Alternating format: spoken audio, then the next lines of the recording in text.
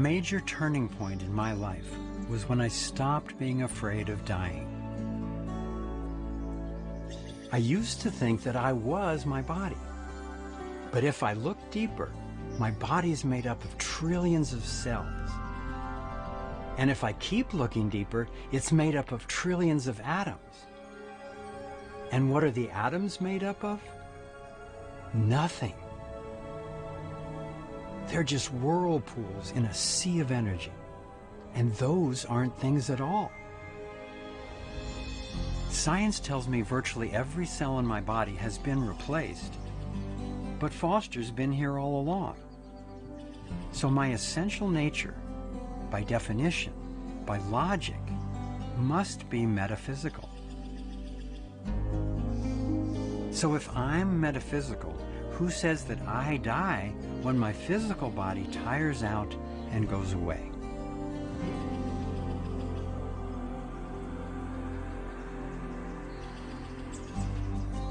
That's not only an intellectual understanding. For me, it was an experience that I'm actually an antenna in a field of energy, tapping guidance from it, and then bringing that into this body and into this physical world to fulfill my purpose. This is where science and spirit, physics and metaphysics, all came together and fueled my journey of exploring the innovations and the technologies that reflect this understanding. This blending of science and metaphysics has been a key topic in our lives for years. It's based on an understanding of energy, how it moves and interacts in the cosmos. I believe this interactive web of organized energy is exactly what Albert Einstein was seeking, but never found: the unified field.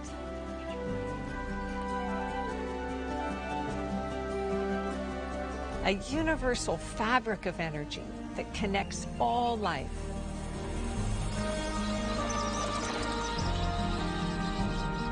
The scientific story we've lived with for the past 300 years, based largely on the theories of Isaac Newton, has changed radically. Newton's universe operated like a machine, with discrete matter moving through a vast emptiness of space and time, with a separate human brain observing it.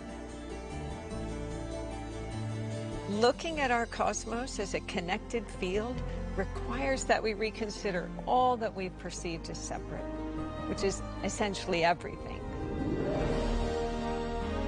As we come to understand this web of energy and how to relate to it harmoniously, we will finally have a way for all life on planet Earth, not just to survive, but to thrive.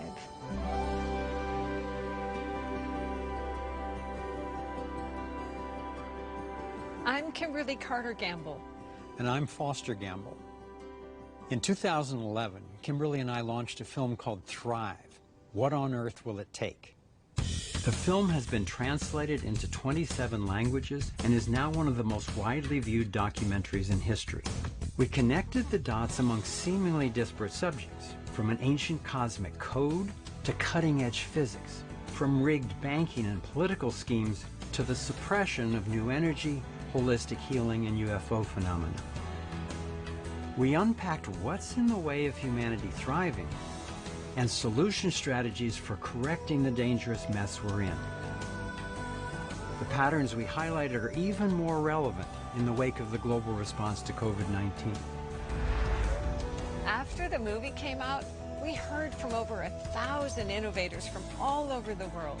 Scientists, inventors, medical doctors, and researchers who told us about their technologies, inventions, and insights. They claimed they had technologies that could do everything from cure cancer to access free energy, clean, abundant electricity sourced straight from space. We knew they wouldn't all be legitimate, but we also knew that if just a few were what they claimed, it could completely transform our world.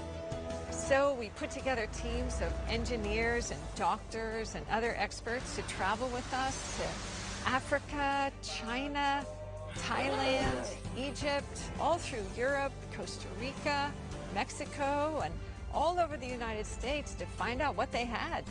Our attention shifted from possibilities to results. We weren't looking to make a sequel to Thrive, but the breakthroughs we saw were so profound that we knew we had to get this information out for others to see. With a gorgeous, abundant planet, fundamentally good people, and advanced technology, why are we in such a lethal predicament? Is there something that we're not aware of yet, the knowing of which would actually transform the quality of life on Earth and have us thriving? Let's find out.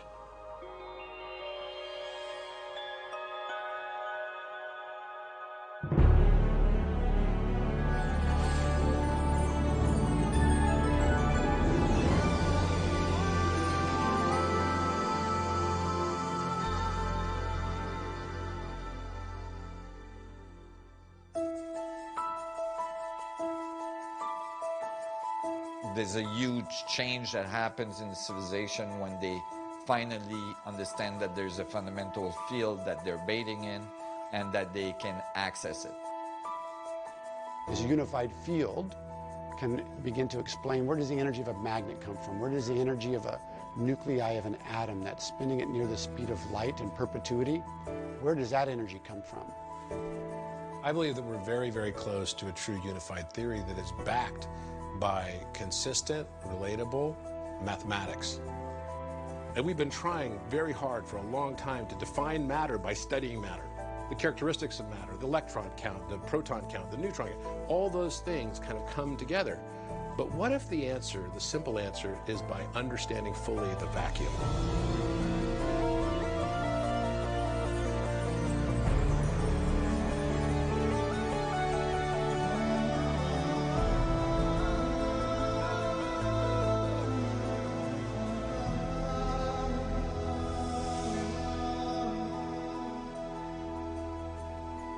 I've been studying the unified field and the phenomenon of accessing energy from it for more than 30 years.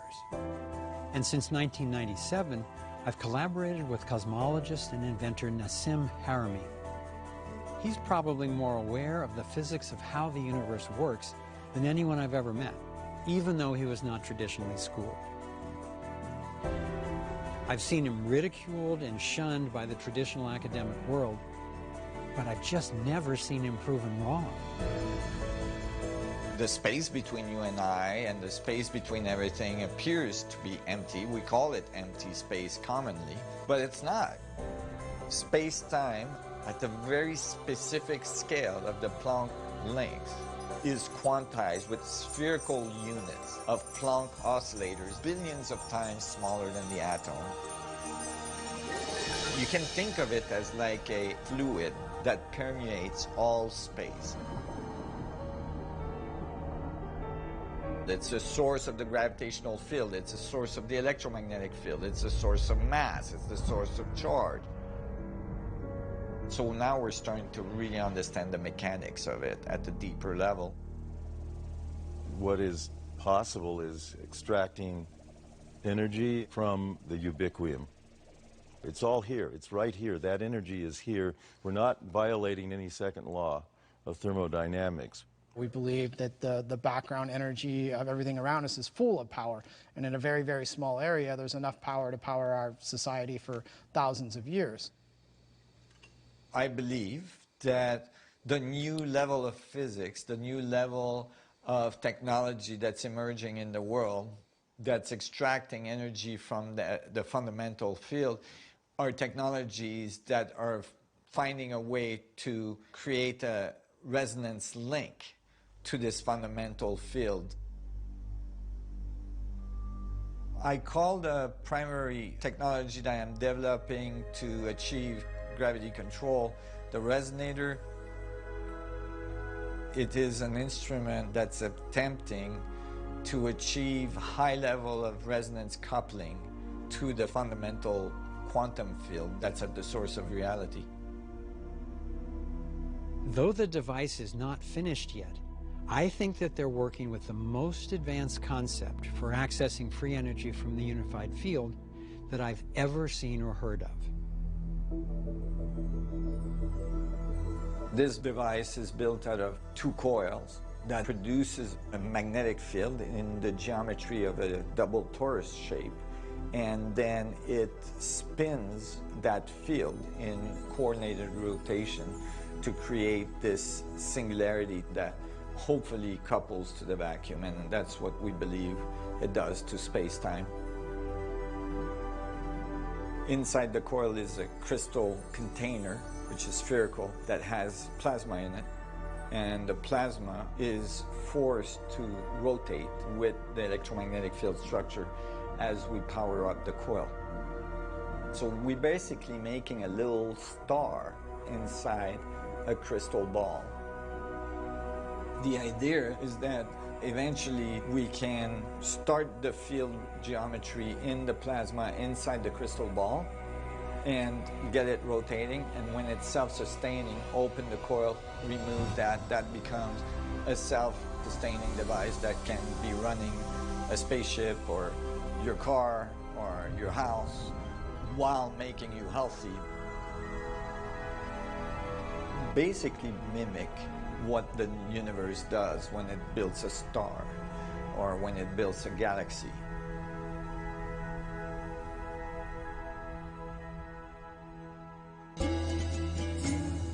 The next step for humanity, the next step in our evolution, I really believe, is to understand gravity at a deeper level and learn to control it so that we can birth our civilization into a space civilization, into a space colony. We can explore our solar system, we can explore our galaxy, and maybe even beyond. To me, resonance represents the new world that is emerging. Given how centralized energy can be used to manipulate and control people, and the dangerous and dirty ways corporations are extracting energy, we've been highly motivated to find alternatives. All the promising technologies we heard about were based on a common understanding that not only is everything energy, but that energy is always moving. That movement is called vibration, and frequency is the rate at which it's vibrating. When frequencies match in intensity, we get what's called resonance. We experience it as harmony. It sounds good, and it feels good.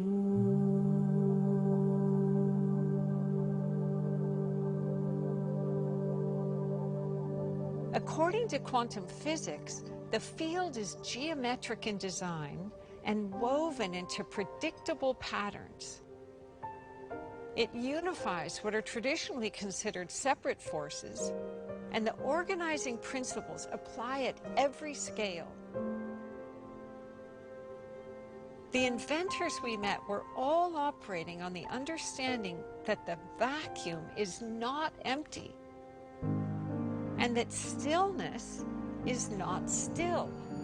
It's a dynamic of absolute balanced energy.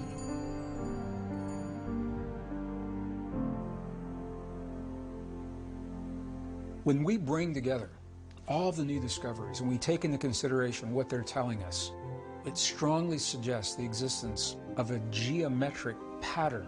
So when we see energy moving through this field, the energy is not moving haphazardly.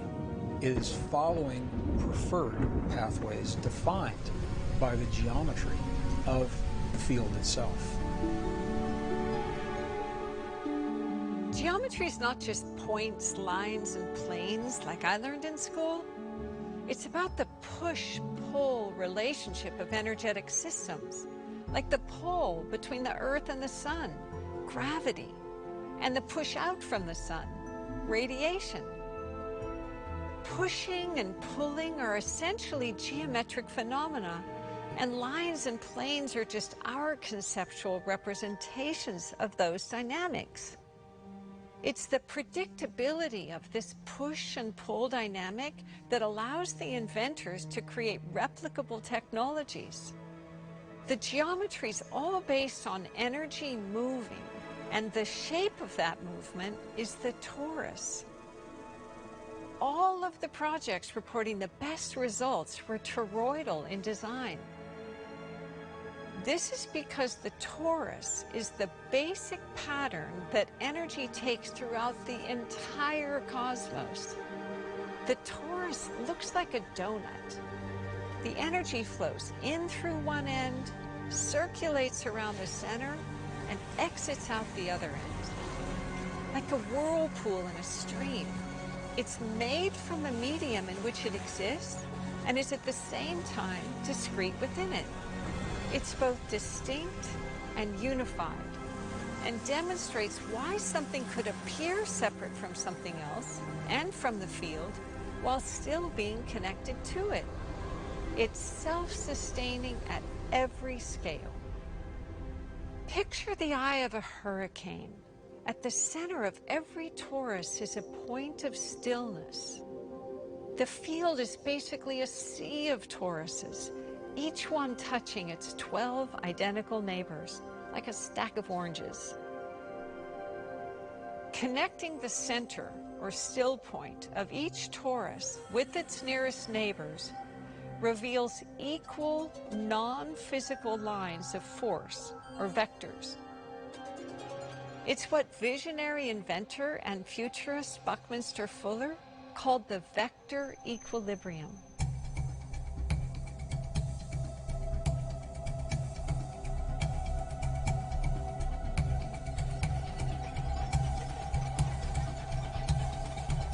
When this balanced state of equilibrium is extended without boundaries, it reveals that infinite fabric of space-time that Fuller called the IVM, or the isotropic vector matrix. It just means the same in all directions.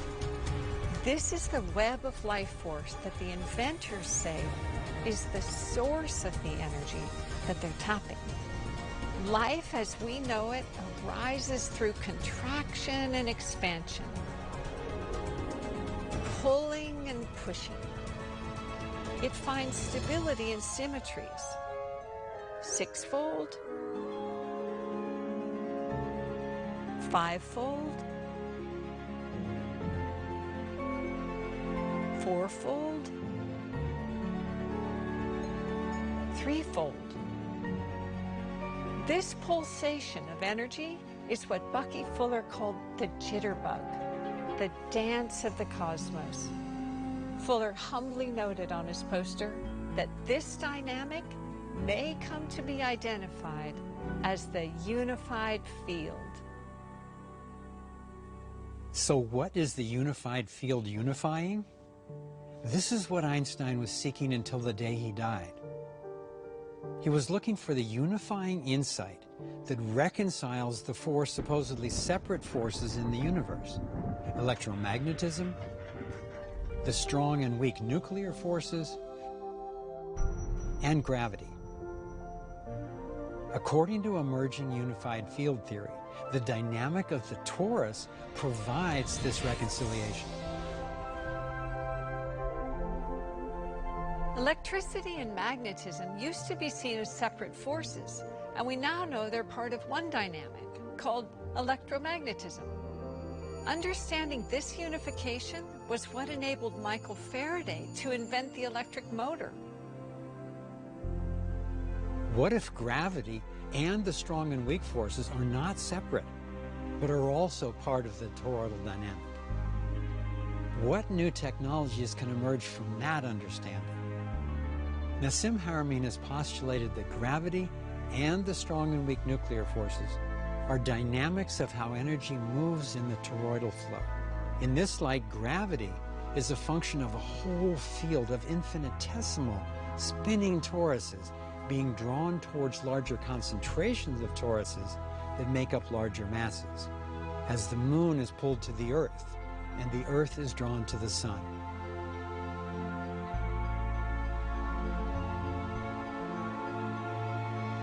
Haramein suggests protons are really mini black holes whose spin creates attraction between them, despite the repulsion we would expect from their positive charge. This attraction is what is referred to as the strong force. From this perspective, what's referred to as the weak force is the result of the natural fluctuations of the nucleus, emanating waves into the field.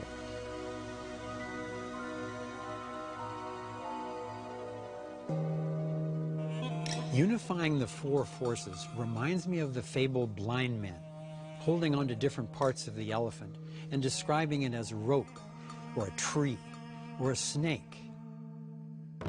The elephant in this case is the toroidal energy dynamic of the unified field. Using the smallest measure, a single wave of light he calls the Planck spherical unit, and postulating that its form is toroidal, Harameen predicted that this dynamic is operating at every scale. By applying this hypothesis, he was able to determine the mass of all the elements and predicted the radius of protons and electrons, while also showing this understanding of the spin of the unified field as the source of mass, gravity, charge, and many physical constants. All of this with unprecedented accuracy. Why does the proton matter? The proton is matter. Everything we see in our reality is what we call matter. If we understand the proton, then most likely that understanding will be correct at larger scale, and that's what we're finding.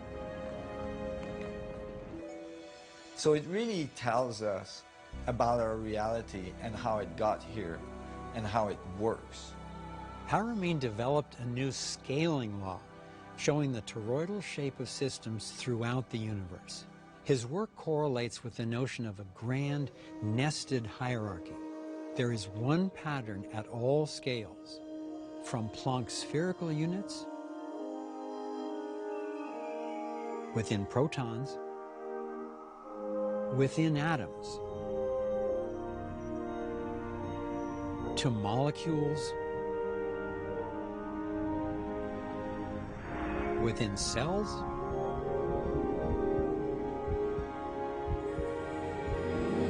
organisms, within planets,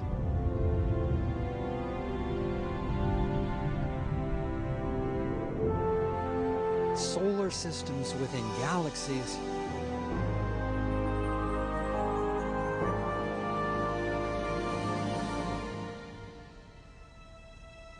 within a vast field of galactic clusters.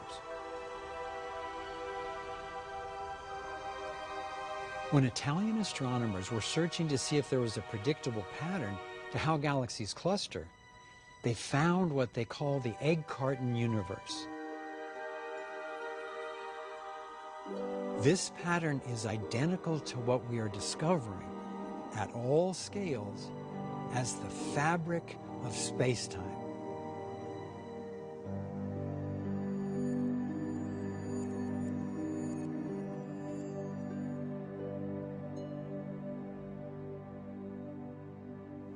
The way to access this source field of energy appears to be through stillness, sometimes called the 0 point. Stillness is not static. It's a state of harmonic resonance, a rhythmic, balanced interchange of energy. With energy frequencies, the state of complete balance functions like a straw. It intersects with the stillness at the center of each torus in the field, tapping into its pure potential. Stillness is a portal for accessing boundless electricity, developing healing technologies, expanding consciousness, or simply finding peace of mind. Energy moving creates sound, only some of which is in our human range of hearing. The unified field theory proposes that sound waves at different frequencies are what shape energy from the field into matter We can see this phenomenon unfold in nature when sound waves interact with any form of matter, for example, fluid or sand. Acoustic pressure reliably creates specific, predictable patterns.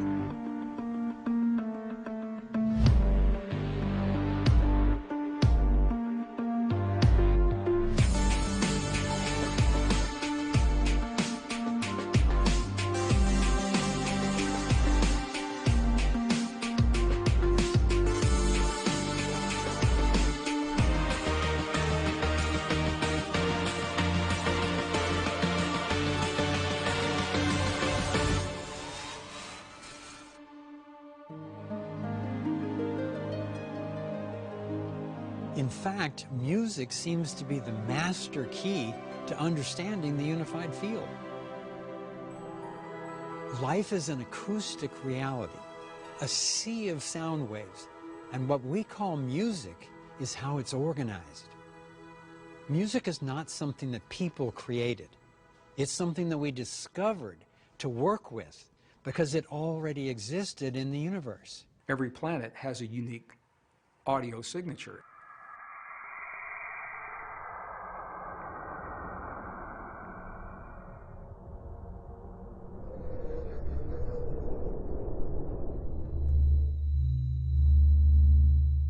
There's a beautiful recording of the sound of the magnetic field of our Earth being strummed like the strings of a guitar by the solar wind that is coming from our sun. And when NASA took the satellite recordings and they bumped it into the audible range, it became possible for us to actually hear the song of Earth's magnetic fields.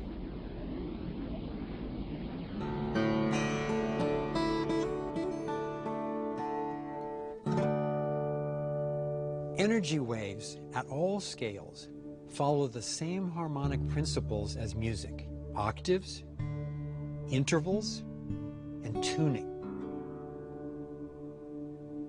Tuning is when two or more frequencies come into harmonic resonance. Tuning a guitar uses the same principles as the inventors are using to create health and energy technologies. They all spoke of tuning their devices to achieve a state of perfect balance. Tuning ourselves to resonate with how the universe works gives us a way to come into harmony with one another and with our planetary home.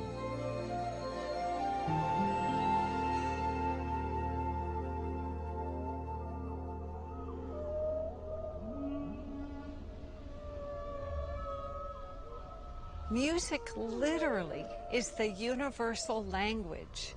Universe. One song.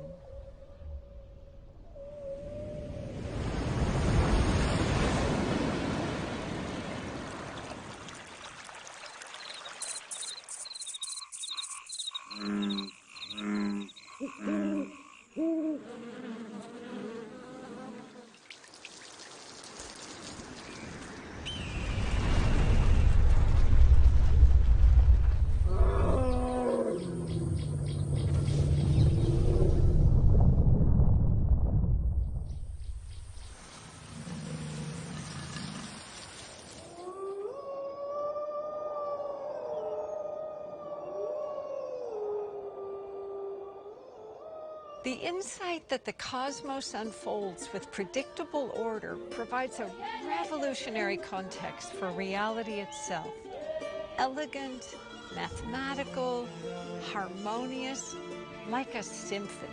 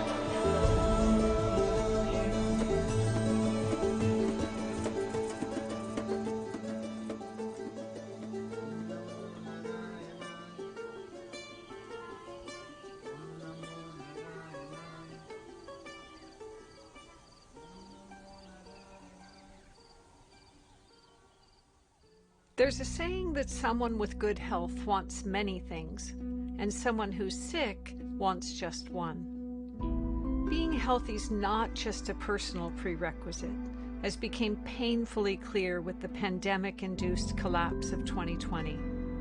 It's the fulcrum for the economy of communities, countries, the whole world. Along with energy inventors, we were contacted by doctors and healers who reported phenomenal results using energy in the form of sound and light waves to promote healing. According to quantum physics, sound waves are what shape matter. Our bodies are matter, so it makes sense that sound frequencies could also impact us. I traveled the world investigating how these new insights into vibration, frequency, and resonance are transforming our understanding of biology and health.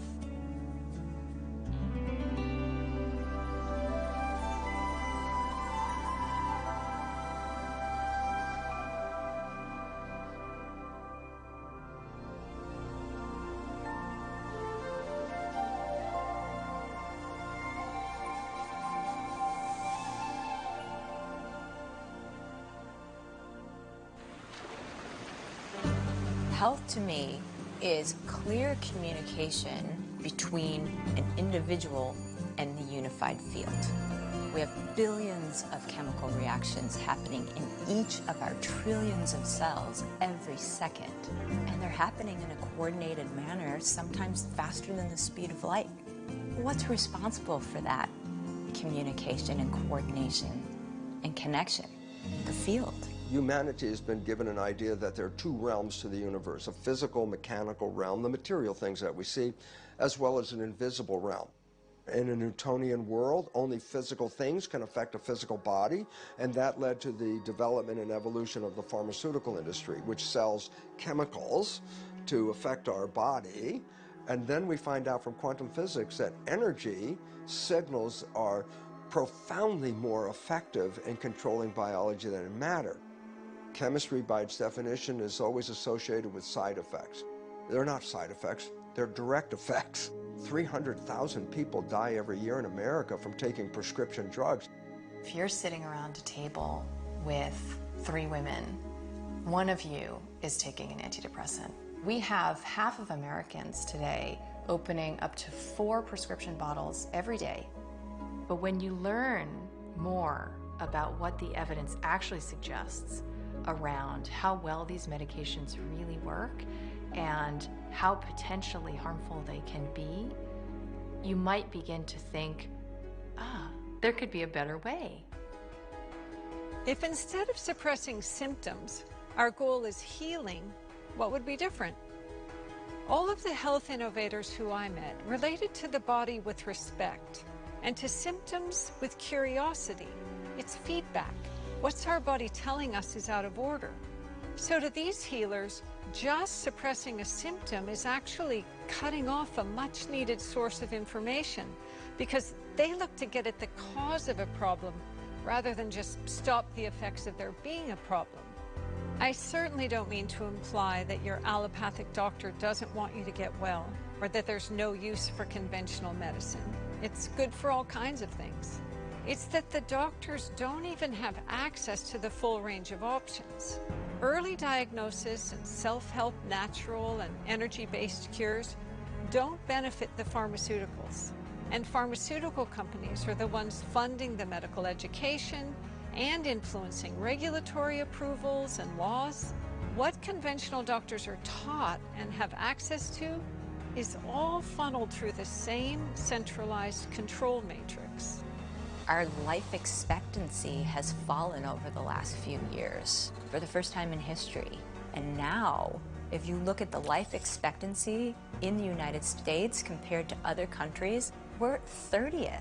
We have the highest incidence of depression, obesity, yet we're spending more per capita on healthcare than any other nation in the world. The new science is based on energy, energy medicine. You can heal with energy much more effectively than you can heal with chemistry. I was able to see hundreds of people treated with the whole range of energy-based technologies, including one that uses a chord of frequencies to create a still point which appears to elicit powerful healing effects. It was developed by Dr. Todd Ovakaitis. At the level of physics, we know that the cells are always vibrating. In a sense, they're always singing a type of song.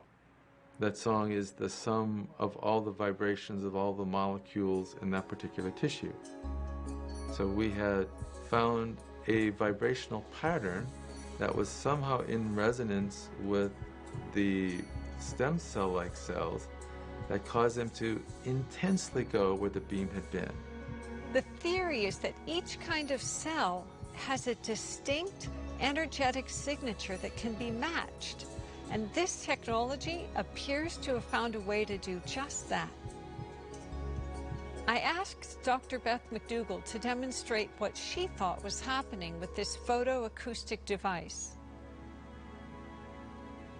In order to really talk about how this instrument is affecting changes in the body, I'd like to talk a little bit about V cells. V cells, or VSELs, stand for very small embryonic-like cells. These are dormant stem cells that have been present in your body since the time you were forming as an embryo. This photoacoustic technology seems to hold the key to unlock the dormant DNA in these cells. Well, I was diagnosed with Parkinson's 3 years ago, and my experience of it up to then had been seeing my father suffer from it in the 70s and 80s. It was really the end of his productive life, and I was devastated to feel that that might be my fate as well. The results have been really life-changing. I got my body back, and I got my mind back. My father had Parkinson's for 27 years, and watching what he went through was one of the hardest things in my life. To see this guy's face and imagining what it would have been like for my father, to be able to restore his body and his mind, now I just feel really grateful knowing the millions of people whose lives will go forward in ways that my father wasn't able to experience. The earlier that we can detect and decode symptoms of an illness, the easier it is to remedy the underlying cause. Historically, acupuncturists listen to a patient's voice to help with diagnosis. Two inventors I met are now running the voice through complex machine learning algorithms to detect imbalance in specific organs. They then identify the vibrational signatures of the deficient minerals or vitamins and feed those vibrations back into the body as sound waves through a headset.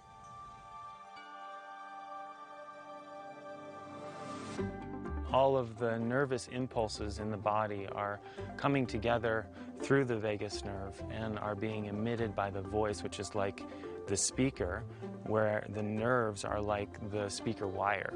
All of that information creates vibrational imprints within the vocal cords when you're speaking. We have greater and greater understanding. Because we are able to detect conditions of disharmony prior to a physical condition manifesting in the body, we can empower people to start taking care of themselves while they're still healthy so that they never have to get sick. When you go to your doctor, there's not often that they ask you if you're in tune. They listen to you with a stethoscope, make sure your heart's beating. They listen for your lungs, but they're not seeing if your heart and your lungs are all running in the same resonance. Our technology is really there to provide a way to do that, to look at the body in this holistic way and see where you're out of harmony and where you're out of tune, and provide a way to actually bring the body back into resonant harmony.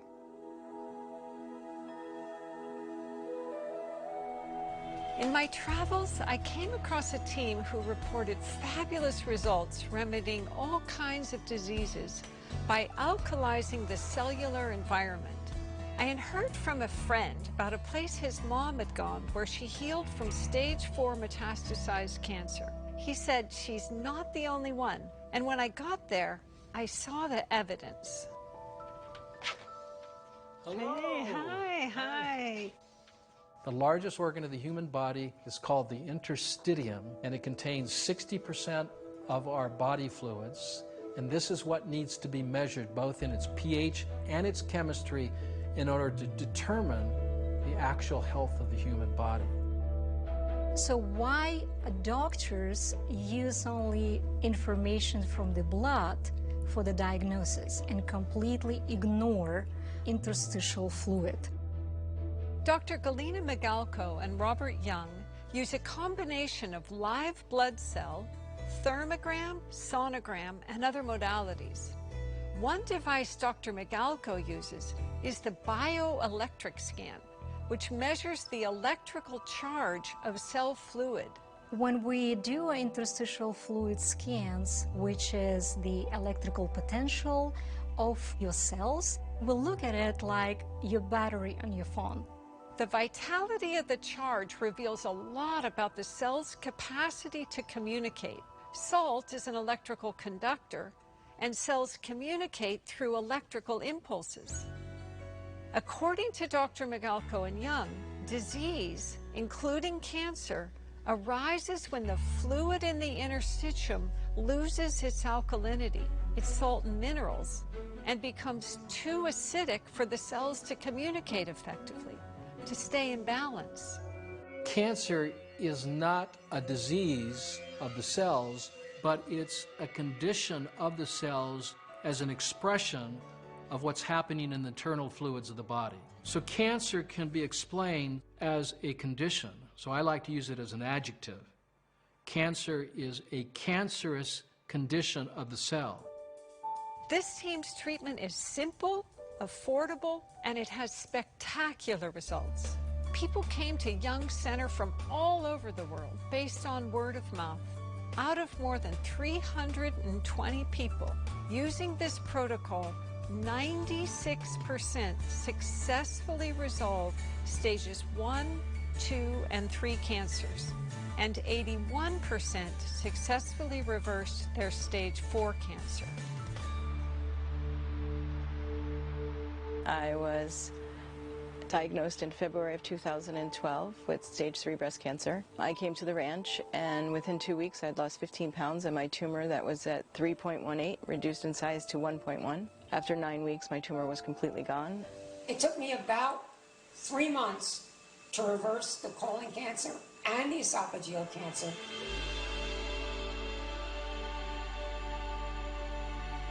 Seeing these amazing results, I wondered what Dr. Young would see with my blood. I ate well and exercised for most of my life, but I had been feeling really tired for a few weeks, and I was noticing I often felt dizzy when I stood up. So always just a simple little, that's it. There it is. You're showing irregular patterns in this part of the body. They're irregularly shaped like this, which is a cancer profile. Okay? That doesn't mean you have cancer, but we see it years in advance. Okay? So that's what makes this test so powerful, because we see something that's happening prior to the actual, realization. Like say it shows up on an MRI or a CAT scan. I was shocked to see how unhealthy my blood looked. I realized I had never even considered the salt-mineral balance in my body. I started taking the salt, and within a few months, my blood was significantly improved. I'm happy to say my little red blood cells are no longer deformed or clumped. My energy's back, and I still do a very strict alkaline diet and drink the salt and minerals every day. So there's a real challenge here. The notion of somebody else prescribing a magic pill so that I can just keep barreling ahead can be tempting. But there are no magic pills. I can still be super healthy and feel great. I just need to watch what I eat, I have to exercise, I need to pay attention to what I'm thinking and catch any imbalance early and deal with it. It's like, whoa, this great, healthy, vital life actually requires something of me. It's the same with peace of mind. we actually have to do something to find clarity and maintain inner balance. So how do the dynamics of the unified field help us with that?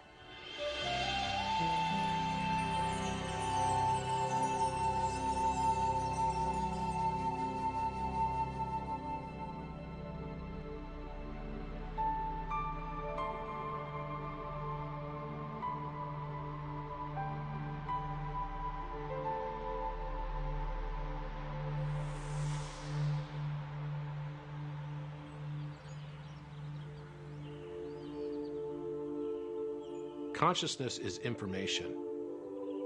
Consciousness is a living, breathing compendium or library of information that is informing the entire field around us. Not just here in front of us, locally, but distally as well. That consciousness has an organization. It has a pattern to it.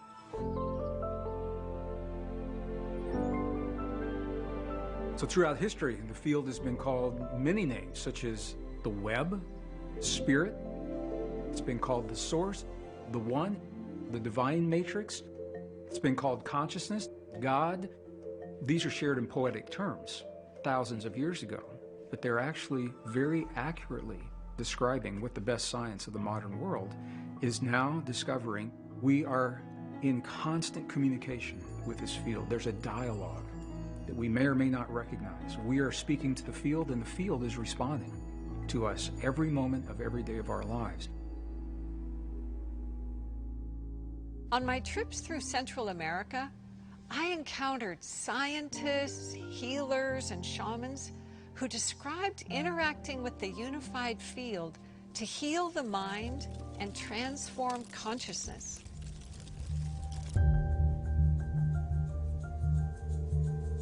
For them, vibration, frequency, and resonance are tools for freeing us from our limiting beliefs and expanding our sense of what's possible. With their guidance, I experienced viscerally that the field was not something outside of me, but a living force within me. Consciousness actually evolves according to the same predictable principles and patterns that characterize the field. One of Foster's mentors, Arthur Young, not only invented the Bell helicopter, he also discovered a roadmap for how consciousness evolves throughout nature. Arthur Young's theory of process covers the entire sweep of evolution in 7 stages. In his book, The Reflexive Universe, The Evolution of Consciousness, he outlines how evolution is a process put in motion by purpose. A primal spark of consciousness from a field of pure potential begins to acquire new powers. From the push and pull dynamics of the subatomic realm to the acquiring of identity as atoms that then combine into molecules, each formation meeting the challenge to take the next step. It was when the molecule mastered temperature, a way to balance its inner and outer environments as cells, that life as we know it was born, a game changer. When cells mastered growth, plants were born. Then life, mastering mobility, created animals. And then, meeting the challenge of self-awareness, became human, became us. At each stage, a new challenge and a new capacity. Our human challenge, like that of the molecule, is to balance our inner and outer worlds, to come into harmony with ourselves, with each other, and with our environment. I believe that when we pass this test, what awaits us is a new freedom and creativity, the likes of which we can hardly imagine. Purpose is what drives the whole story. This is why knowing our purpose and aligning it with the dynamics of the field is so important. It can help us transcend the human conflicts that have taken us to the brink of self-destruction. Over the years, we've found powerful tools for evolving human consciousness. One of the most direct ways to tune ourselves to the field is with brainwave biofeedback. For many years, I worked with Dr. James Hart and his biocybernaut technology. We did neural feedback research and training, teaching people how to reduce stress and to increase focus, healing, and intuition by getting real-time feedback on the frequencies of their brain. The brainwaves of most mammals, including humans, resonate at a particular frequency when at rest, but still alert. We're riding on a wave that scientists call the Schumann resonance, a frequency field surrounding the planet, vibrating at around 8 cycles per second. It's sometimes called the heartbeat of the Earth. It's like a still point, a portal between our inner and our outer worlds. Time and again, we observed yogis, Zen and Qigong masters, and proven psychics as they passed through that portal, remained awake and aware, and changed their states of consciousness the way most of us would switch channels on our TV. Dr. Hart's research shows that anyone can cultivate this ability to move between various brainwave states at will. It's a matter of practice. The notion that we're in a constant dialogue with the field helps explain how virtually all the scientists, doctors, philosophers, and shamans we met described getting profound insights, what they called downloads, in dreams, meditation, near-death experiences, or times of extreme focus. Others throughout history attribute information coming through in this way for such far-reaching inspirations as Elias Howe's invention of the sewing machine, German chemist Friedrich Kekulé's discovery of the structure of the benzene molecule, Walter Russell's prediction of previously unknown atomic elements, and Paul McCartney's song Yesterday. Virtually everyone I've asked reports similar experiences in their own life.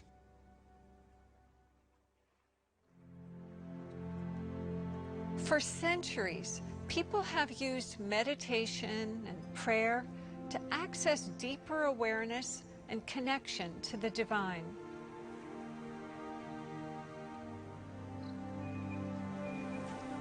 The silence and stillness required for achieving these states mirrors the process of accessing the field through the still point. Just as with energy and health technologies, personal stillness works like a straw to draw on the unified field and bring its infinite possibilities into our lives.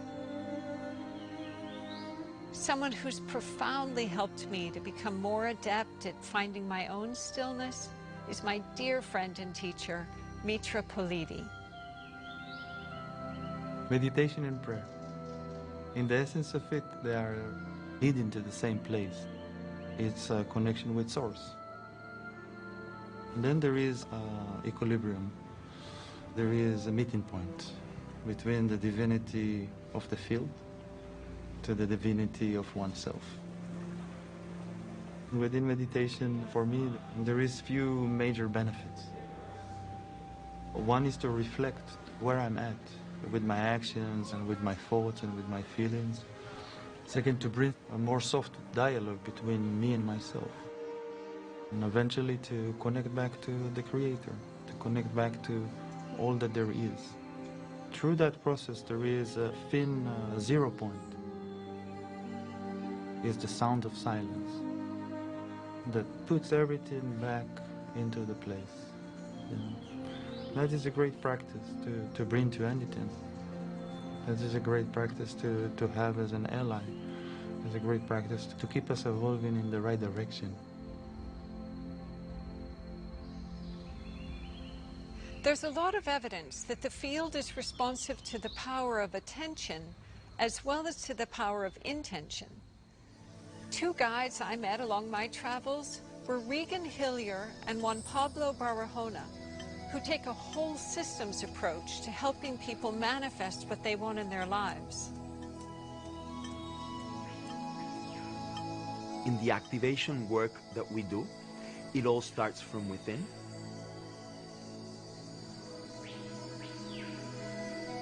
The more we expand our field and the more permeable we are to be in resonance, in vibration with the field that is around us, the more we can flow in synchronicity. It is a process of 7 stages related to the physical body, the mind, the emotions, the energy that flows through our nervous system and through our energy centers, and how that relates to the magnetic field that we emanate.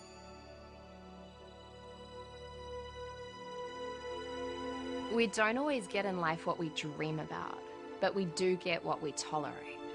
You see, if everyone got what they dream about, then everyone's dreams would instantly be here right now. But we do receive our minimum standard. That's a guarantee. So when I'm working with people, I'm always asking them, what's your dream? What's your vision? And we're connecting with that. But then we're looking at, what is your current reality? Because your current reality is a direct reflection of everything that you're tolerating right now. When we look around the world at our current reality, what are we tolerating? Why?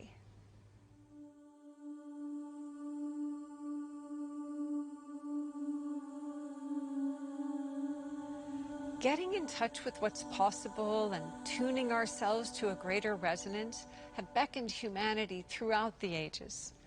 One method used all over the world is breath meditation. With each breath, we literally draw the life force of the field into our bodies.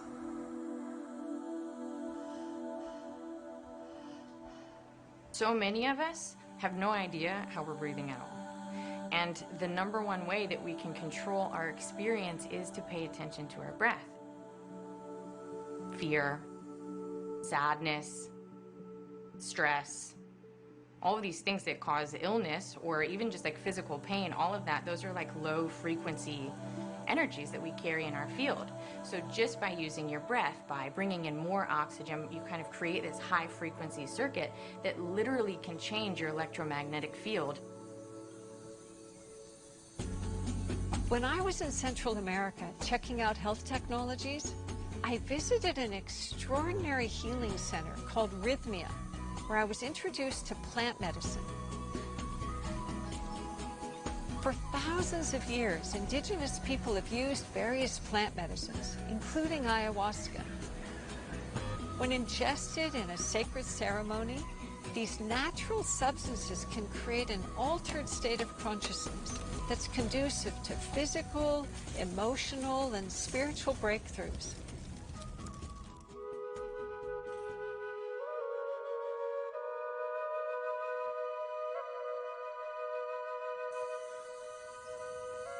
One thing that separates us from lots of other retreat centers and plant medicine facilities and resorts is that we have a medical license. The benefit is that it puts people at great ease. And the whole goal of plant medicine is to let people relax enough to hear their soul. When I listened to the shamans at Rhythmia describe what they were doing, I remember later telling Foster, it was like I was listening to the energy inventors. They were using exactly the same terms: vibration, frequency, and resonance. It was wild. En las curaciones, digamos, cuando nosotros estamos en una conexión con los espíritus y la naturaleza, es una frecuencia muy alta. Entonces, cuando nosotros hacemos las curaciones, nos centramos, digamos, en esa frecuencia, como toda esa energía, entonces nosotros llegamos a ese principio de origen, donde desde ahí nosotros miramos muchos patrones. Así mismo nosotros hacemos los cantos, las curaciones para limpiar todo, digamos, todo el campo energético para que todo de ahí para adelante sea hermoso, algo dulce, digamos, para la vida. As my teacher explains, we humans, we're based on sound, we're energy. So when we do healing, there's a block in the frequency, something's not matching up. And when we apply the song or the prayer, there's the counter frequency there to bring balance or resonance within that person's energetic field.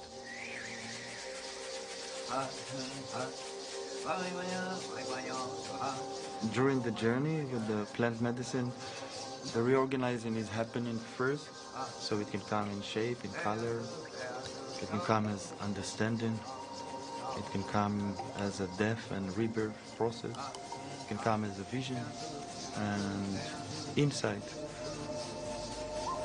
And there is always a subtle dialogue between challenge and awakening.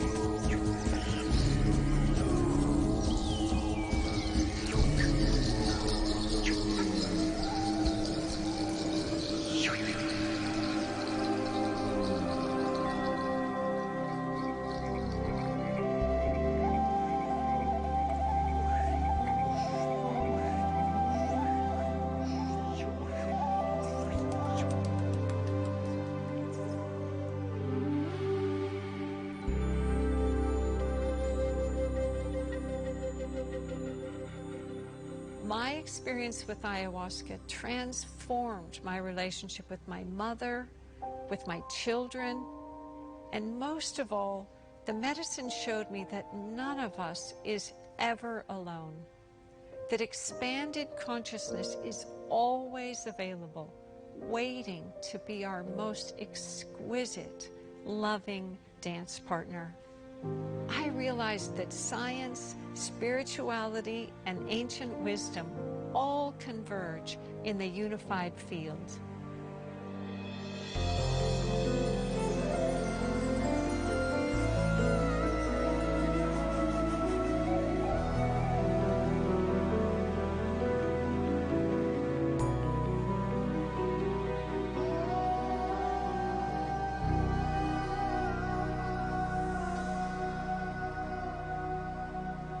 The same ingenuity and radical thinking that we experienced in the realms of health and consciousness, we also encountered in the world of energy.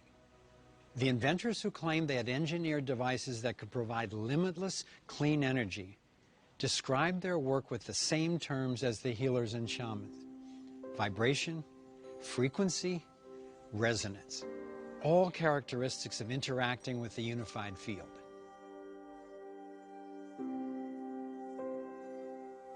By looking at mathematics and music and art and science, physics, as all part of one continuum of awareness and understanding, we can tackle the big problems.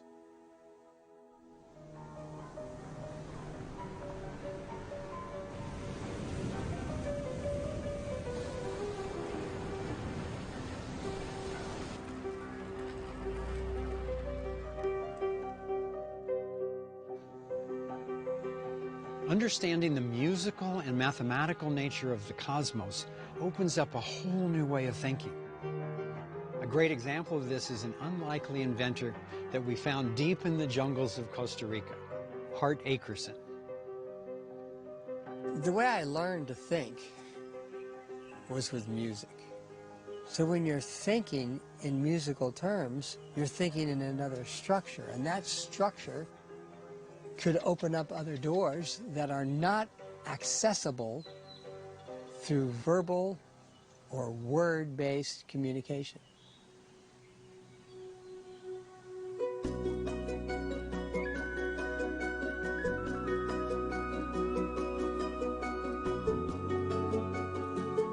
The core issue of our whole civilization, the core reason for non-sustainability comes from centralization.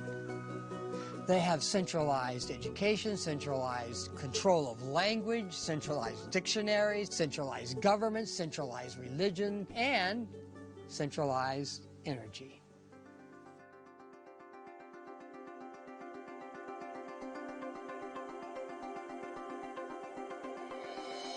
You turn on a light switch in your house, you click the switch, the light comes on. What really happened?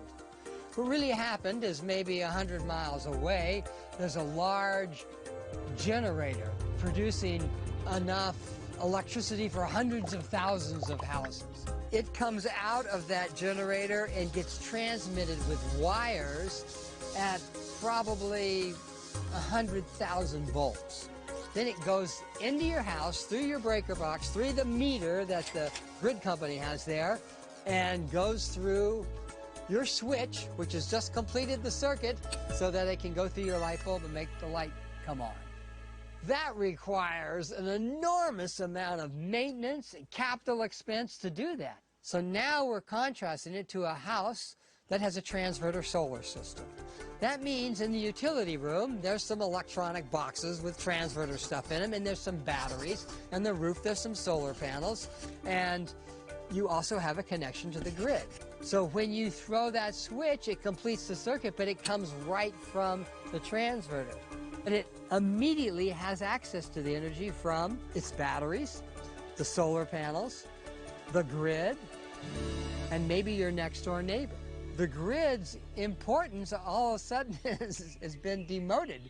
It's just one of many possible sources.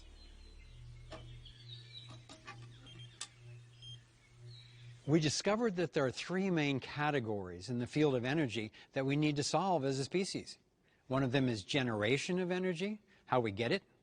Another is transmission of energy, how to get it from one place to another. And the third one is integration of energy, how to get it into the existing grid. Hart's work is the best example we've found in the area of integration. His technology takes solar, wind, geothermal, or these various so-called free energy technologies and adapts them to homes or to local grids with what he calls the Hart transverter. The reason I got the transverter system installed was because the power here fluctuates quite a bit, and there's a lot of power outages as well. And also having the energy security, knowing that, even when the power grid went out, we always had our essential electricity was running. Now we run 2 houses with a number of refrigerators, a pool pump, fans, even air conditioning. But we have a power purchase agreement as well, so any excess power we get credit for. So our electricity bills now run at about $10 a month. Which is just the rental for the meter. So there aren't really any bills.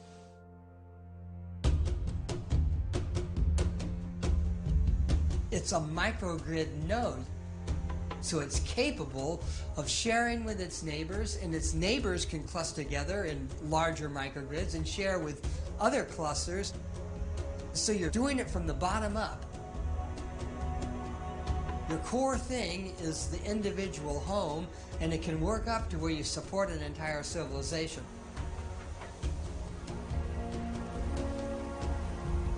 It's kind of like a fractal.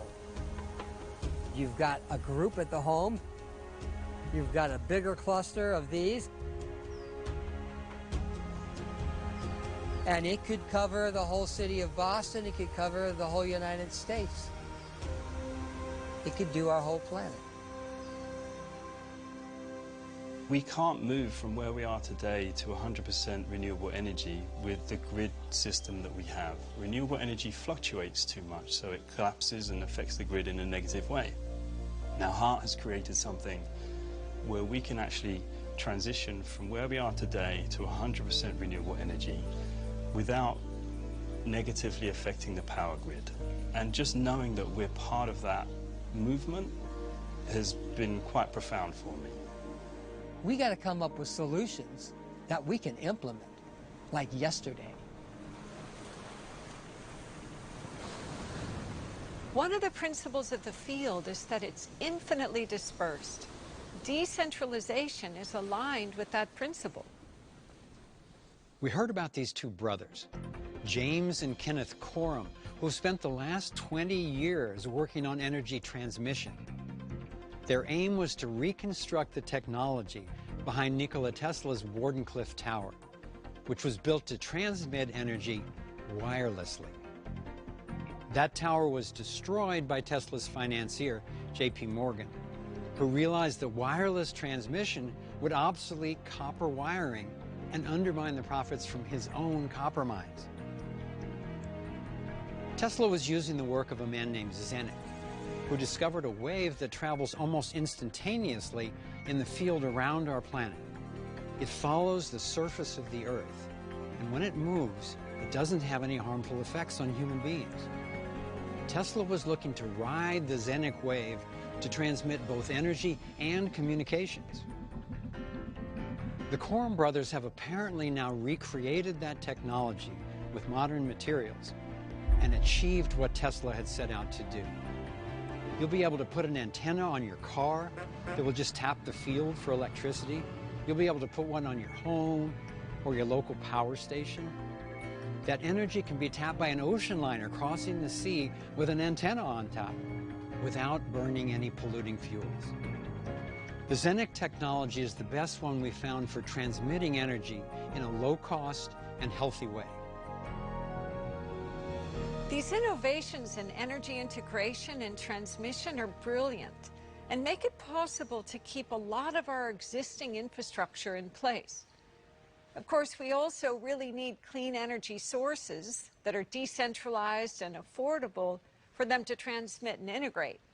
Tapping into a field of infinite energy would do so much to improve the actual daily lives of all of us everywhere on this planet. That's why we've spent so much of our time and resources investigating inventors who claimed breakthroughs in the generation of energy. One promising energy source comes from hydrogen.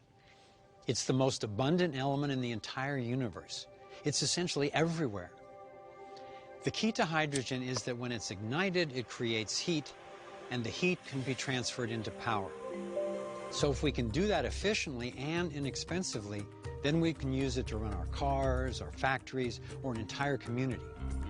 It could substitute for dirty coal and repurpose the 15,000 plus coal plants that are wreaking havoc with the earth, the miners, and the people living nearby.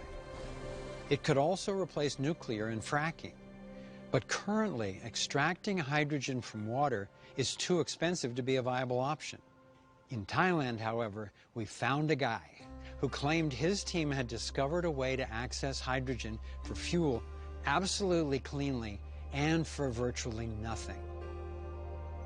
The inventor himself does not do media appearances, but he authorized one of his technicians, who built the device, to give us a tour. There's a gas in the water you can burn, so you can make a fire out of water. This inventor apparently has found a way to use earth minerals in a pressurized vortex to access pure hydrogen cheaply and efficiently. We found an easy way to make hydrogen. You don't need a big, fancy electrolysis factory. We find a system where the hydrogen comes out from a kind of chemical reaction. We have some special mix. The device that they've created to extract hydrogen is as beautiful as any energy technology I've ever seen. They've found the secret of how to catalyze a reaction in this compound that then just gives off essentially free hydrogen. We asked ourselves the question, what does the world need? We think hydrogen is the best way to solve this problem.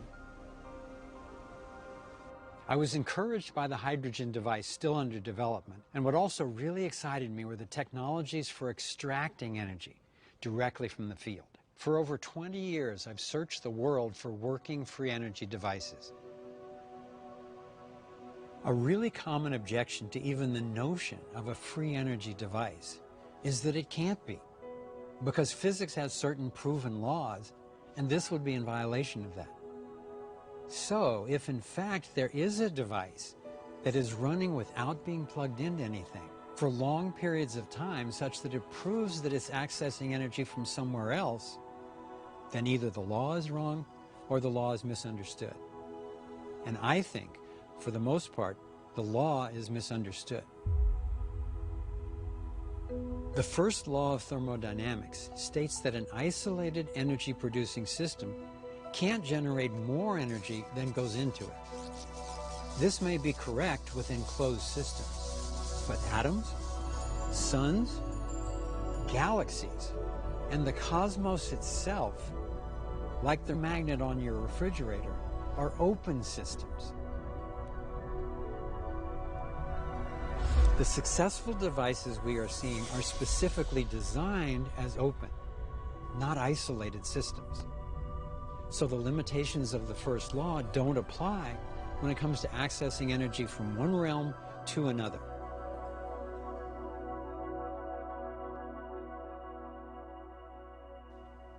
I learned about a young man in Africa who claimed to have built a car, a generator, and even a helicopter that ran on radio frequencies, a true free energy device that keeps batteries consistently charged. It took me several months to find him, but when I did, it blew my mind.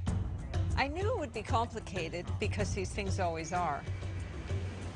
Going to Zimbabwe, the Ethiopian airline that we had tickets with had just had a major crash, and a cyclone had just ravaged the area, leaving hundreds dead. Well, we're sitting in a hotel in Harare, Zimbabwe this morning. We're here today to start the vetting process and find out, okay, what's real?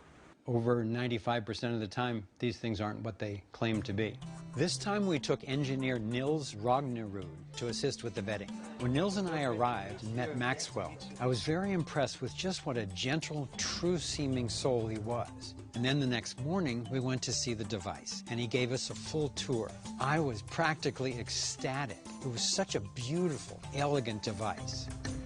What we're looking at is called the green power off-grid machine.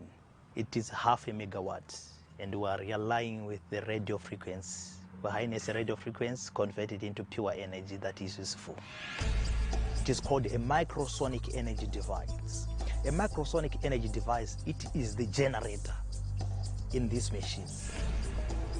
For people who are not familiar with this, 0.5 megawatt, how much will that power in terms of a house or a community or what? We're talking of about 300 standard house homes, yeah, okay, that you can power with one machine. So there's no oil burning, there's no fires going on or anything, so where's the energy coming from? We're harnessing it straight away from the natural energy that God has just put in the earth, on our earth.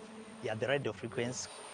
So nothing unusual, but the main point is that a meter away there's no frequencies being transmitted from a microwave tower next to the park we're standing in. It's a poignant day for us here, and amidst the excitement of seeing this for the first time, a couple of strangers showed up on the site where we were being shown these devices, and Maxwell, the inventor, took us aside as soon as he could and said, these guys are from the government, and I didn't know they were coming. Unfortunately, we're truly concerned about this gentleman, and we're just going to take every precaution that we can to keep ourselves safe, to keep him safe, and to keep this knowledge safe. The microphone we had on Maxwell picked up the conversation that he had with one of the officials. So we quickly got the tape translated and found out that the government official was promising Maxwell a power purchase agreement where the government would pay him for generating energy for the country. It was good corroboration, that they believed he had what he claimed. Although Maxwell didn't trust him because the government had already put him in prison in an effort to steal his technology. In fact, when Maxwell was put in prison, he was put in a cell with one of the richest guys in Zimbabwe, a man named Genius, that's his real name, whom the government had jailed to extort more money from. Maxwell was in great despair and praying for like 5 or 6 hours at a time. It was driving Genius crazy, and he was saying, "Why are you praying so much? Shut up." Finally, they ended up talking, and Genius was impressed and said, "Okay, I'll help you, man." It was the most unlikely, couldn't have scripted it way for Maxwell to be able to have somebody on his team with real business savvy and support, and it was forged right there in prison. I love that. So when you're in prison, Maxwell was praying every, now and then. So I'm asking, but why do you pray like that? It's too much.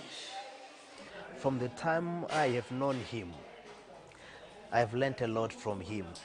He sees people, I think, the way God sees people. I think you saw it when you were driving. People can just block his way.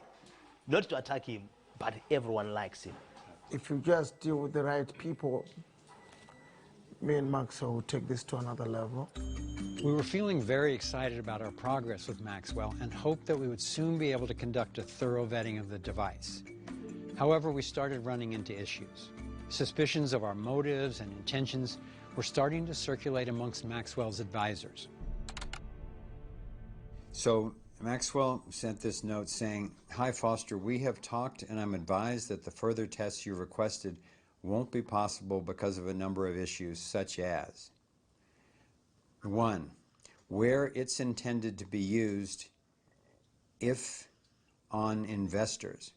The single most important thing of all this to me is we do the duration test so we find out, do we think that this technology is real as claimed or not? Absolutely.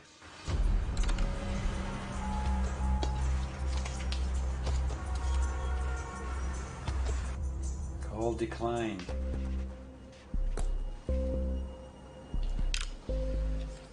Okay then. So I'm trying to get in touch with Maxwell because we're down to our last day once again. In the next few hours, we need to make a decision. Are we going to change reservations once again and stay over, which is going to be a real hit on our budget? But this is what it takes.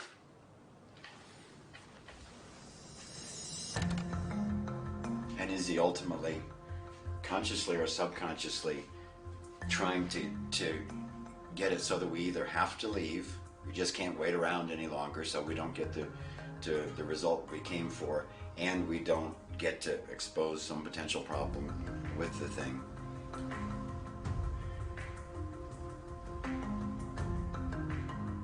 I don't know either. For me, the low point of that whole trip to Zimbabwe was when we had been waiting in the hotel room for a number of days, and we were getting these texts with kind of false accusations and suspicions. And then one came in and said, "When's your plane? You should just go." That was like the moment of, okay, he's not just stalling, he's saying, go away. So that's when I really had to search deep inside myself for, can I put up with this? Do I think he has the capability to actually come around? But both of those things get resolved for me, and I don't know if he's going to come around, but I know that I'm true.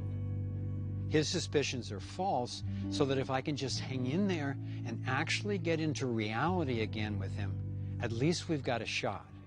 And I pictured being on the plane, going home with a complete failure, and not knowing, and the possibility that this was maybe the best energy device I've ever seen, and we got kicked out based on misunderstandings. That was so much more horrible to me than the obnoxious need to wait and the expenses that were being accrued in the process of it. Just when our hope was beginning to fade, we received a text from Maxwell. He was ready for us to conduct a full vetting of the device. We're not sure what had changed, but we were excited and ready to go. One final hurdle was finding some additional batteries the inventor needed for the test. Okay, so we're trying to come up with enough money to buy the rest of the batteries that the inventor needs to do the test this afternoon before we're supposed to leave tomorrow. Max explained that the energy tapped from radio frequencies runs through batteries, so the batteries don't lose their charge, but you still need them for the process. Found another envelope in the safe. This is Zimbabwe petty cash. We have another $90, folks.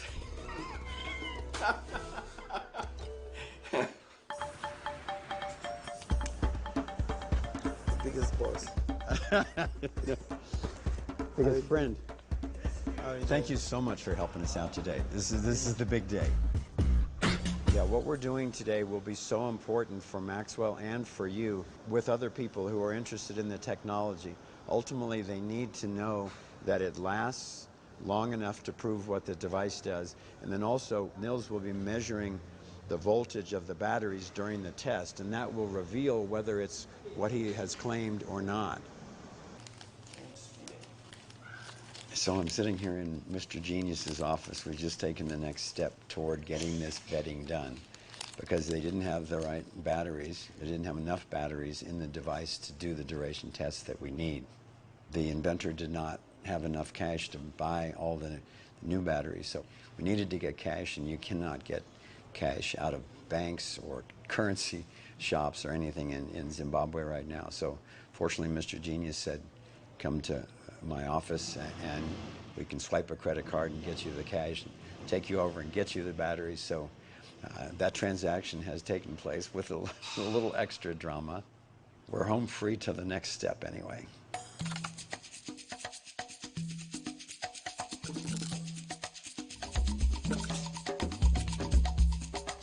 Big Blue started at 4:36 p.m.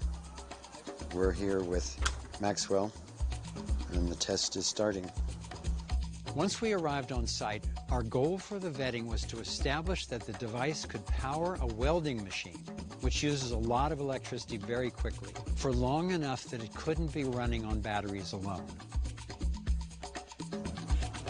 So you were asking where the energy came from. You mentioned the other day the sun, but it's not like solar energy. No, right? It's not. We're not using solar energy because this one is not even affected with clouds, light, and things like that. It just works. So the energy, the radio frequencies that you're harnessing, are they there in space, in the field all the time? Yes, they are. From the first day we started to test the machine, we have been analyzing and we saw that the radio frequency is there. But one thing that we want to know for sure is it alien or is it God? Is it man-made from another planet or is it from God?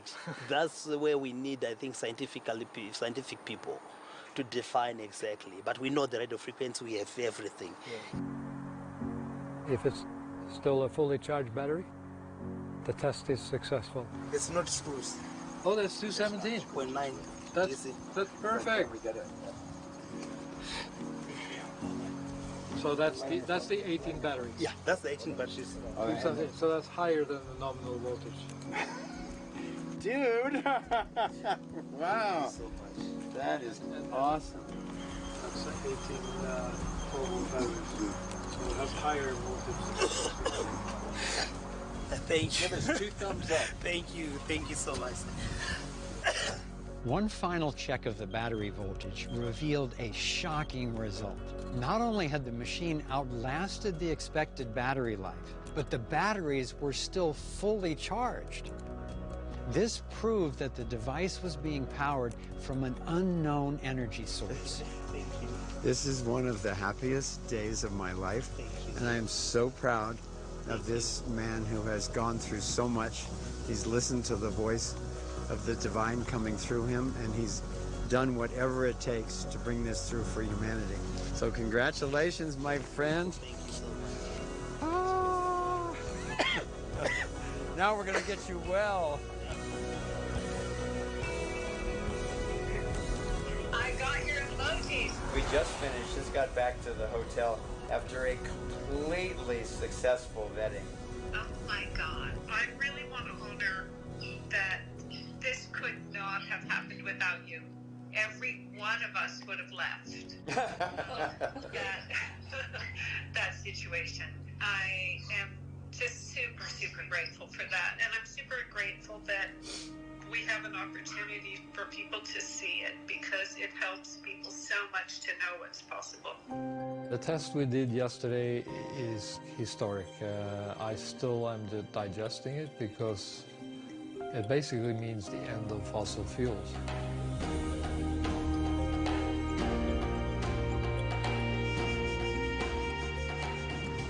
I'd say the main thing that I have learned personally from this trip, it's more a reinforcement of something that I know, but, you know, doubt now and then, is that whatever the question, the answer is always more love.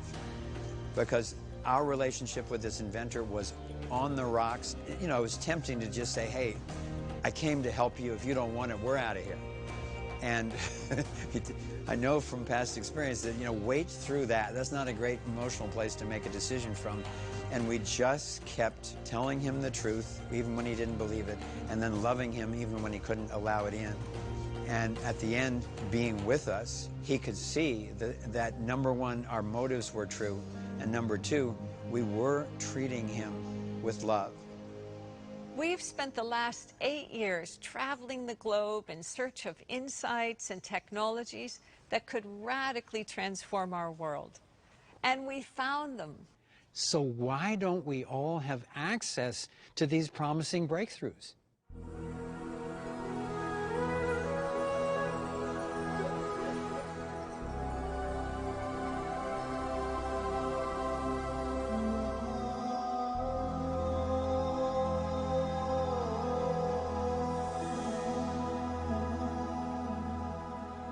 We don't have access to these world-changing breakthroughs because we're not allowed to have them.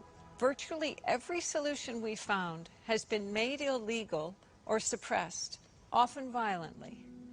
Maxwell's been imprisoned and tortured to try to get his secrets.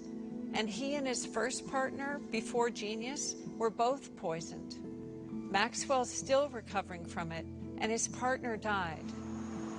One of the painful realities I have seen in energy is this is a very dangerous game altogether.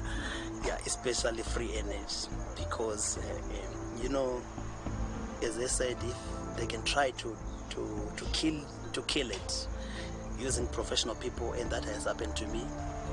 I went through a lot, poisons, like I'm saying right now. I'm fighting it. They come to you, then they said, no, you mustn't do this. When they see that, you know, you're not giving up, then they can just frame you. Then they can say, no, you have done ABC. My prayer is this thing must see the light of the day.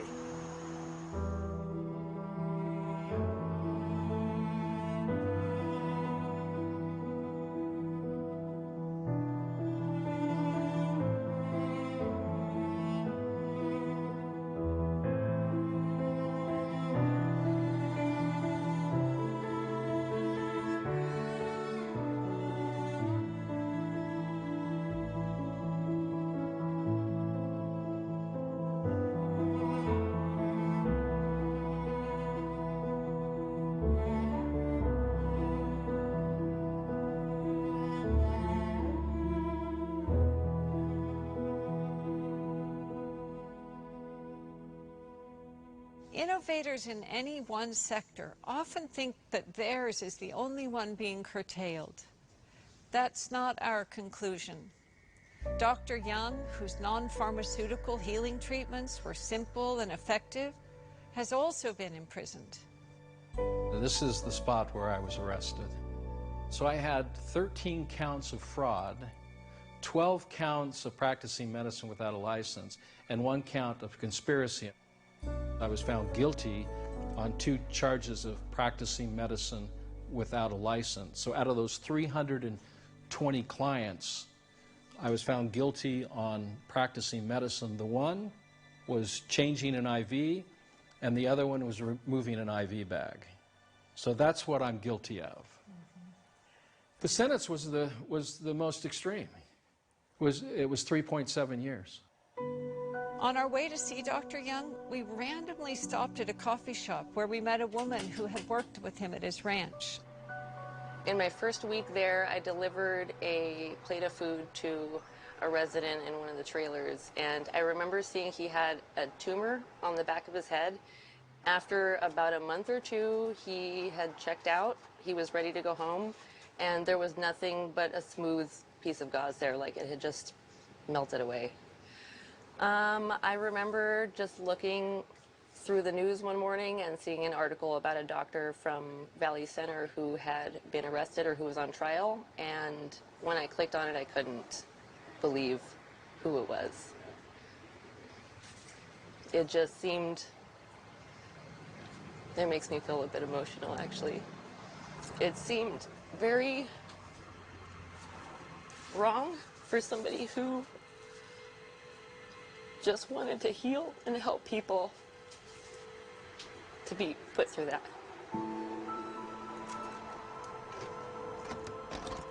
My approach is to educate and empower people on how to take care of their bodies.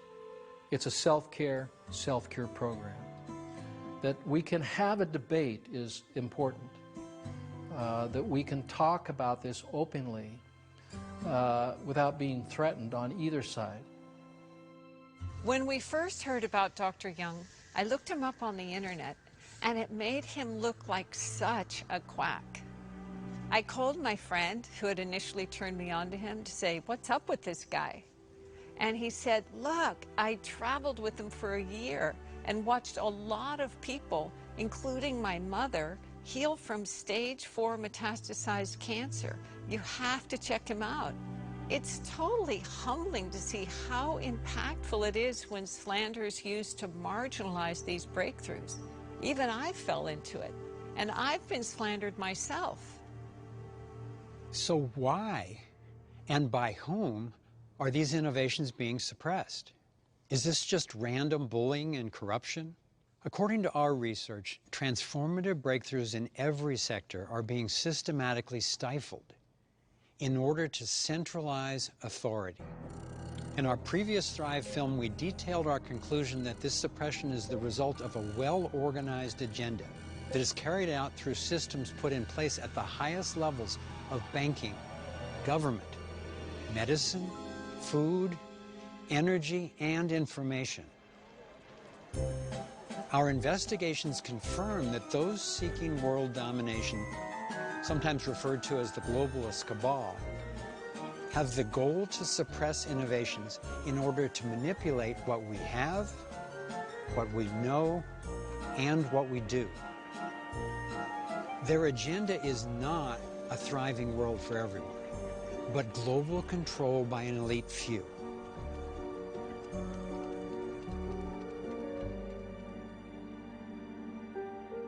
In Thrive 1, we presented over 60 controversial facts detailing the structures and the strategies by which this agenda for control is being implemented. Not one of these facts has been successfully disputed. The globalists' intent is to take down America and any other powerful country in order to establish essentially a universal banking corporation to rule the world. The agenda is playing out like clockwork as we navigate the measures put in place as a result of the coronavirus. Abiding by new government mandates makes sense to most people to protect against the spread of what we're told is an extremely contagious disease. But giving up rights has profound consequences under any circumstances. In fact, claiming our rights is at the core of our ability to get breakthrough innovations out, to create vibrant local communities, and even to choose what we do with our own bodies. How does someone get a right? Who gives it?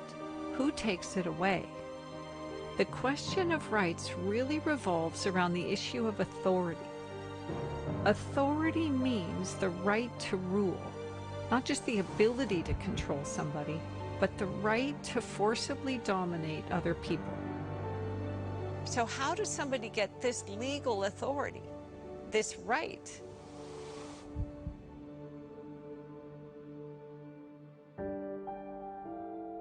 If I as a single human being, can't legally stop you from taking a medicine that you believe will help you, then why and how does a government official claim the right to do it?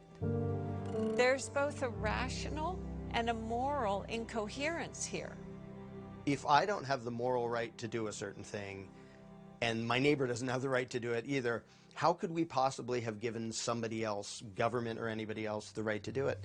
Morality doesn't work that way. If it's wrong for me and him and him and him and him and him, it's wrong for anybody, including government. Even if they have constitutions, even if they have elections, even if they call it legislation, it's still wrong. You can't make something bad into something good by doing a bunch of weird pseudo-religious rituals and calling it law. It's still wrong.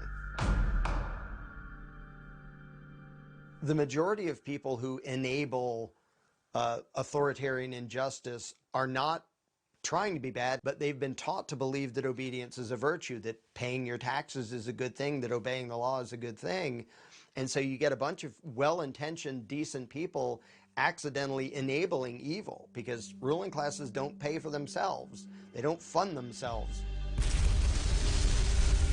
You would never convince people to reach in their pockets and come up with the money to go invade 7 countries in the Middle East. It would never happen without the notion of centralized authority as a state, as an authoritarian government.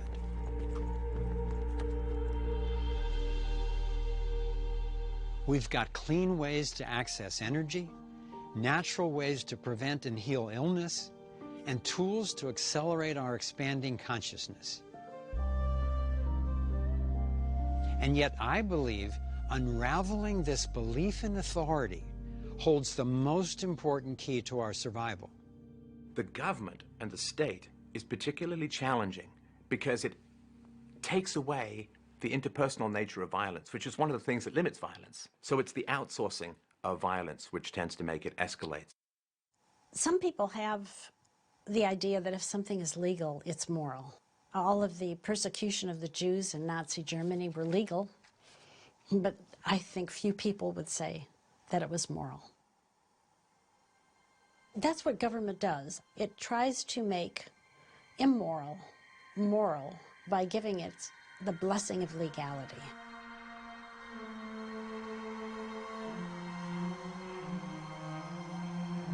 More than 200 million people were killed just by their own governments, not even counting war, in the last 100 years. And obviously that's not what proponents of government want. There are 2 giant cons, and if we understand these, we can understand the predicament we're in and the way to get free. The first one is the myth of authority. If you can convince people that someone should be ruling over them, then all you have to do is make sure you're the one. The second is money. Once you've secured the authority to rule over others, then you can take over the money system and manipulate it to maintain your control.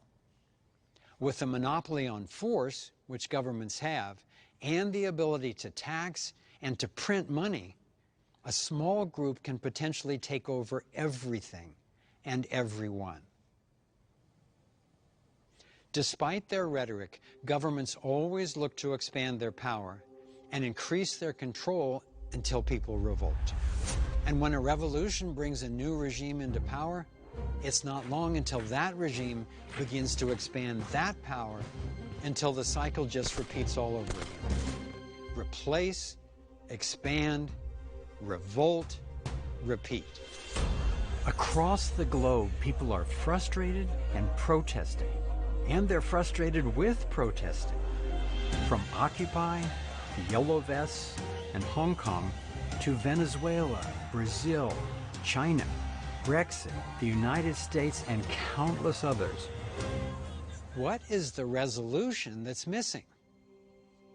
We propose that it's to reclaim individual sovereignty and create protective rules without any authoritarian rulers. We've come a long way from the pharaohs, kings, and dictators to the presidents, premiers, and prime ministers of today. But we're not there yet.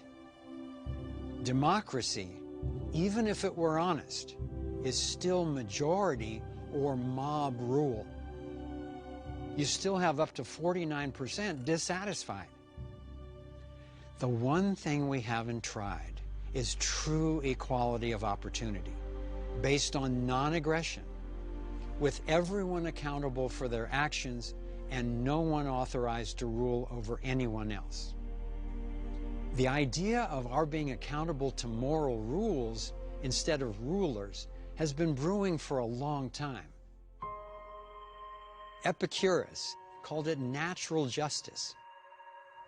John Locke in the 1680s called it natural law, being all equal and independent. Herbert Spencer in the 1850s called it equal freedom. And Gandhi called it Hind Swaraj, meaning self-governance.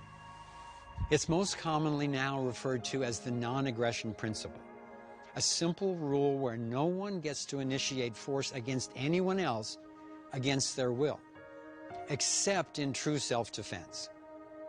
When we put this principle to the test of ethics and of a universal morality, it holds up. It's the one thing we've found that everyone agrees on, at least for themselves. In the same way the torus is the universal basis for sustainable energy systems, the non-aggression principle seems to me to be the most coherent and logical candidate for the basis of a universal morality. Non-aggression is the social practice of resonance. What if the non-initiation of force was a universal constant for all human beings? Now, some people may violate it for sure, but what if it was understood as a moral law? What would change in our conception of society? Well, you can't have a state because a state violates the non-aggression principle. And people say, well, that's freaky. Absolutely. You know what else is freaky? Quantum physics. And if you don't want the effects of quantum physics, you can't use a cell phone. You can't use a computer because they run on some principles derived from quantum physics. What matters is it moral? Is it true? Is it valid? And it is. The non-aggression principle should be universal. We tell our kids, don't hit other children and don't take their stuff. Then our governments do exactly that. And with the majority of parents worldwide still claiming that a good hard spanking is sometimes necessary, we need to take a good hard look at why this violence is condoned. When it comes to the non-aggression principle, we should apply it the most to the greatest prevalence of violence and to society's most vulnerable members, which means that the non-aggression principle should apply first and foremost to the family. If children are raised peacefully, the odds of them becoming violent adults are virtually nil. If you want a peaceful world, treating children respectfully, peacefully, that is where the real gold of the future lies.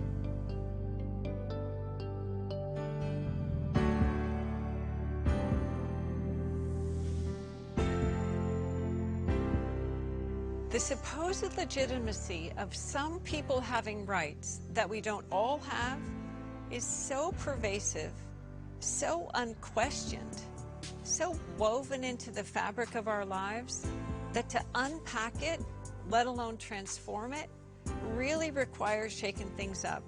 It was my grandmother Amelia who taught me about critical thinking.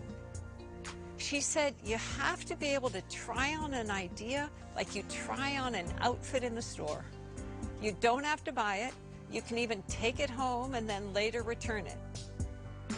Well, she lived to be 103 and said there is no way she could have navigated all the changes that happened in her lifetime if she hadn't learned how to suspend disbelief and temporarily hold conflicting views long enough to determine the highest truth.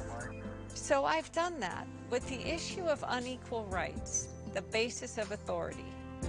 And the highest truth I've come up with is that equal individual accountability is the cornerstone of freedom and thriving. In fact, I believe integrity is to a person what resonance is to the field. The definition of integrity is the state of being whole and undivided. unified. Self-ownership is sort of a shorthand way to describe a very basic principle that almost everybody just understands instinctively. To say I own myself, it might sound a little bit schizophrenic, like I'm a table or something. But ownership means to have the exclusive right to decide what is done with something. And so when I say self-ownership, I just mean I get to decide what's done with this and what's done with my mind and my body and my time and my effort.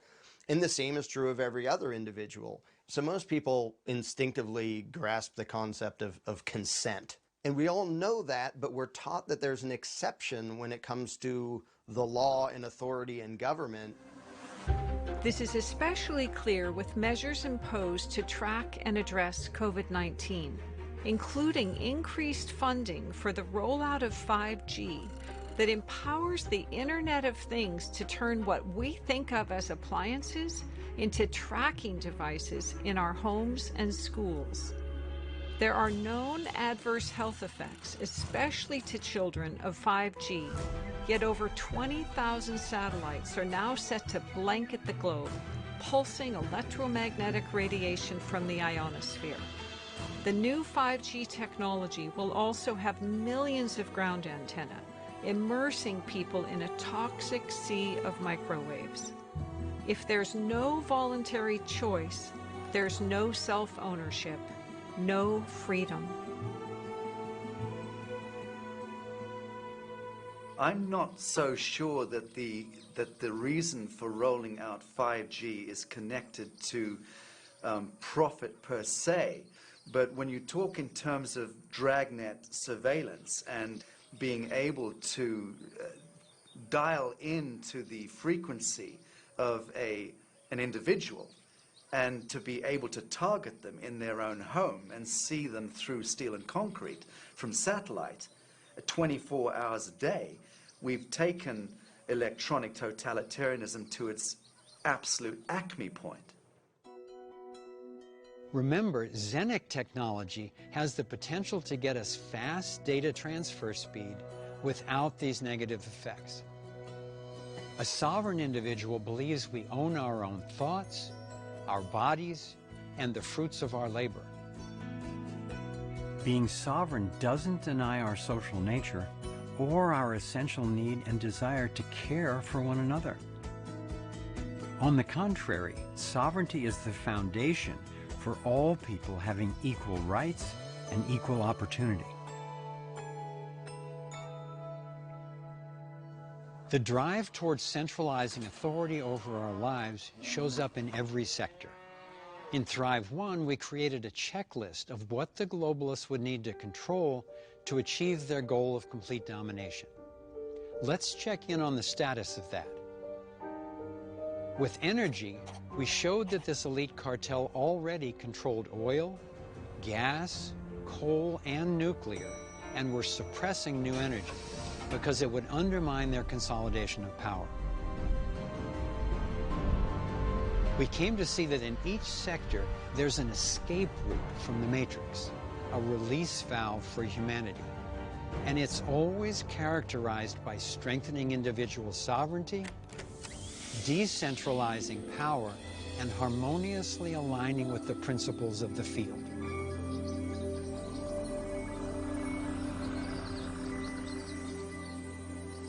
Here's our prior checklist for health. Except for natural and alternative treatments, the controlling elite have it all locked down. Currently, the risk involved in providing alternatives is serious. An inordinate number of holistic doctors in the U.S.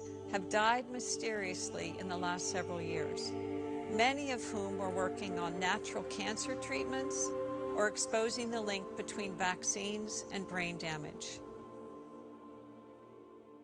The other two most effective doctors we met, whose results we saw curing cancer, including in some of our friends, are now in hiding in other countries after assassination attempts on their lives in the U.S. Efforts to centralize continue. The World Health Organization, the CDC, the Gates Foundation, Gavi, Microsoft, Google, GlaxoSmithKline, they're all in cahoots with this toxic, totalitarian takeover. Amazon is becoming an online pharmaceutical dealer, which I suspect is part of what's behind their censoring information about natural remedies.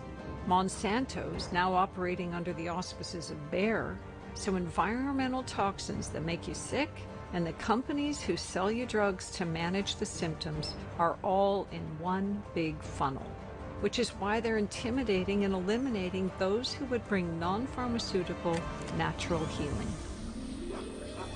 What's the relief valve? Freedom to explore ever new breakthroughs in biology, consciousness, and resonance for radiant health. When we were in China, we went to this city called Shenzhen, where the US and other countries are testing surveillance technologies under the Golden Shield program. These are the control tools that track people's every move to inform what is now known as the Chinese social credit system. Under this system, the government doles out or withholds normal rights, accessing your bank account, buying certain goods, or getting on a plane based on obedience to the state. This is technocracy run amok. This is scientific dictatorship. The gift of life is calling and guiding us toward harmonious fulfillment of our human potential for creativity, cooperation, and love, not to surrender our conscious evolution to sociopathic control freaks or artificial intelligence robots. We have to consciously change course to avoid this same rollout everywhere. Especially in the aftermath of COVID-19, which is being used to collapse economies, expand surveillance, impose universal vaccines, and justify global governance. When I was vetting the new health technologies, I noticed that many of the patients who were willing to explore the bold new approaches were the ones who had already exhausted traditional options, and they were in stage 4 metastasized cancer. I would say that right now, life on this planet is in stage 4 metastases. It's time to get bold. When we dare to go deep enough down the rabbit hole to truly understand what is going on in the darkness behind closed doors, it empowers us with the information we need to solve the huge problems we face. There is light at the end of the rabbit hole. Everywhere there's a problem, there are people working diligently and effectively to solve it. People around the world are waking up to this issue of informed consent. And more cities and counties are banning the dumping of brain-damaging fluoride into their water supplies. Perpetrators are getting exposed as they're going for official approval to do legally the atmospheric aerosol dumping that they've been doing covertly for more than 2 decades. And as a result of organized pressure from people impacted by Monsanto Bayer's glyphosate herbicide, it was finally reclassified as a carcinogen. Now it, along with more and more genetically modified crops, is being banned from counties and countries around the world. Protests are also emerging worldwide against the involuntary, sickening radiation that comes with 5G. The common theme to all of these solutions is restoring the wholeness of natural systems. One of the most far-reaching actions we can take is to support organizations and countries working to establish legal rights for nature.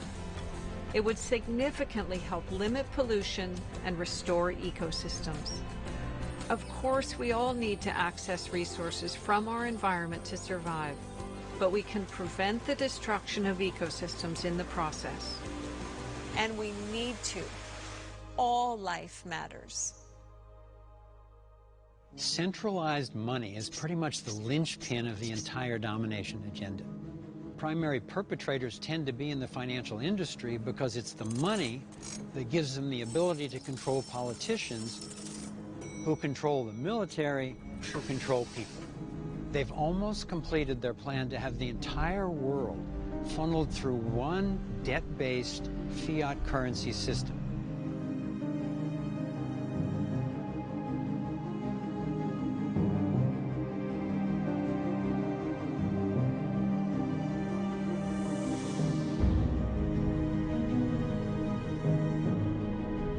The countries attacked in the Middle East under the guise of so-called regime change, since being invaded, all have Rothschild central banks.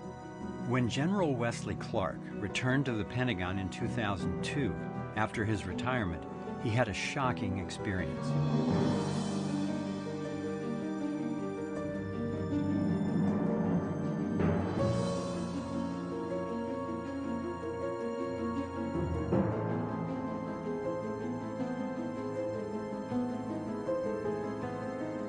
The only countries which have not been absorbed into this banking scheme are in the crosshairs: Iran, North Korea, and Cuba.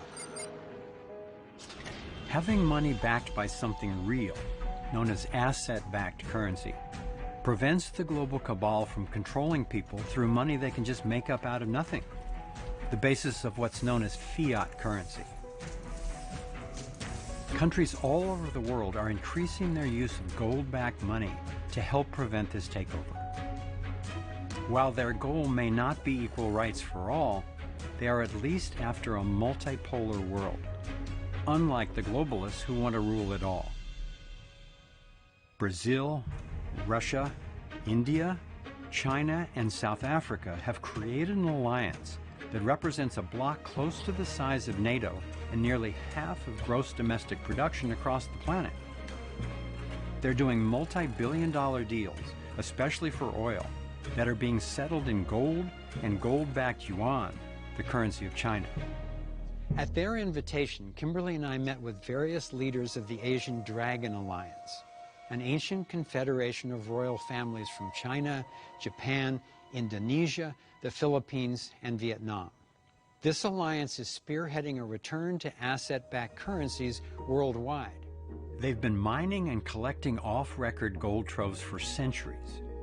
They helped to create the Asia Infrastructure Investment Bank, backed by $200 billion in gold, as an alternative to the IMF and World Bank, which have destroyed the economies of so many countries with their unrepayable loans. They've also helped to create the Shanghai Gold Exchange, which deals in real precious metal assets rather than the fiat paper scams by which big banks have been manipulating metals markets for years. Fortunately, decentralized alternatives are emerging. Innovators all over the world are creating authentic blockchain and asset-backed alternative currencies.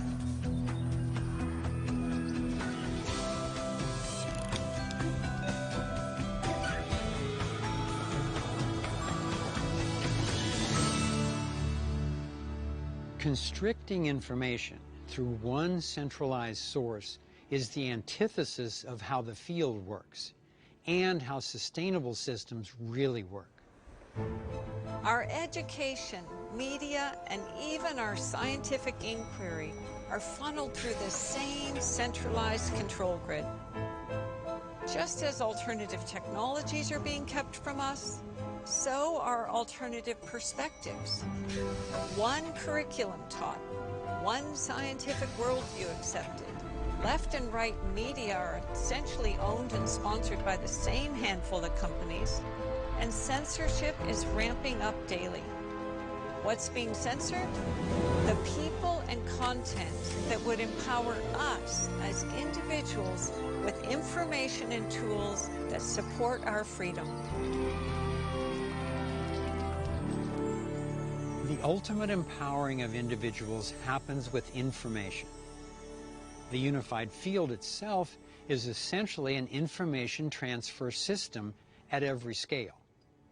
Constant feedback is what enables any system to thrive, be it a body, an organization, an ecosystem, or a civilization.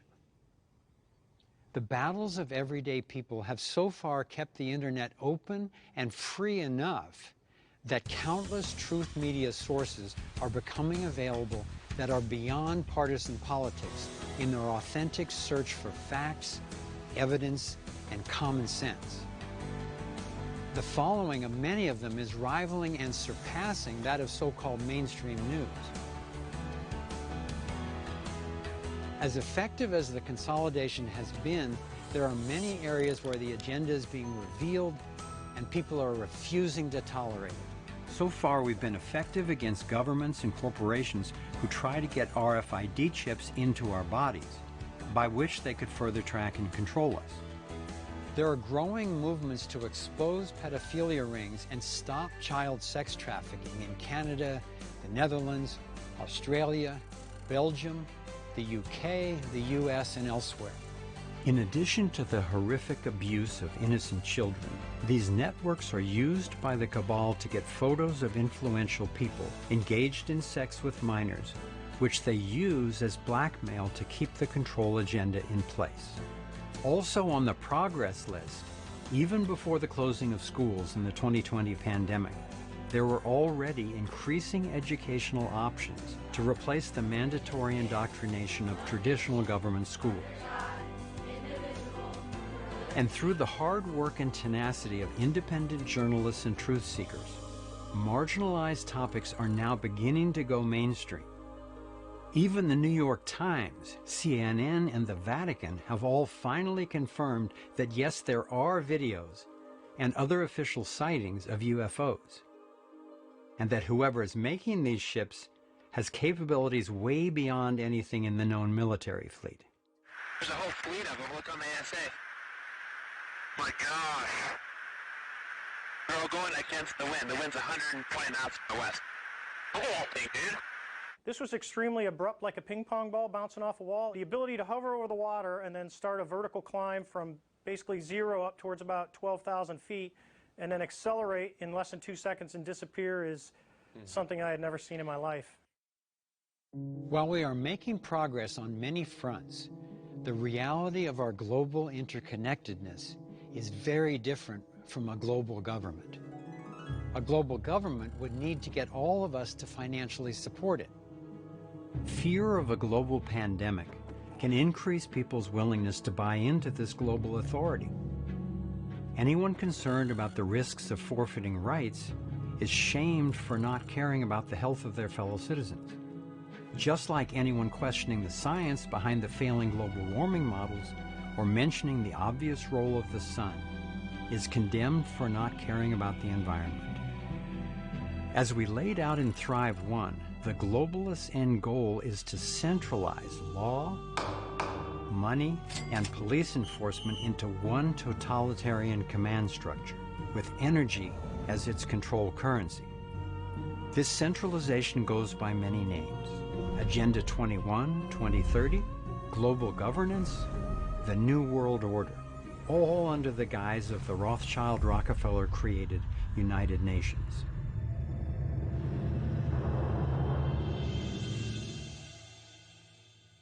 Free energy would do more to obsolete toxic fossil fuel emissions than anything on the table. There are ways to address our obvious need to control pollution without creating a tax base for global tyranny. Giving up our rights for the supposed good of the group appeals to our natural compassion and goodness and leads to our own demise. The core struggle for a thriving civilization is not between nations, political parties, races, genders, or classes, but between those who want to be free and those who would continue to steal freedom from us. The justification for initiating violence comes in different forms, but the outcome is always the same. The Nazis endorsed it for racial preference. The communists condoned it on behalf of a social class. The social democracies claim the right to initiate force whenever they deem it serves the common good.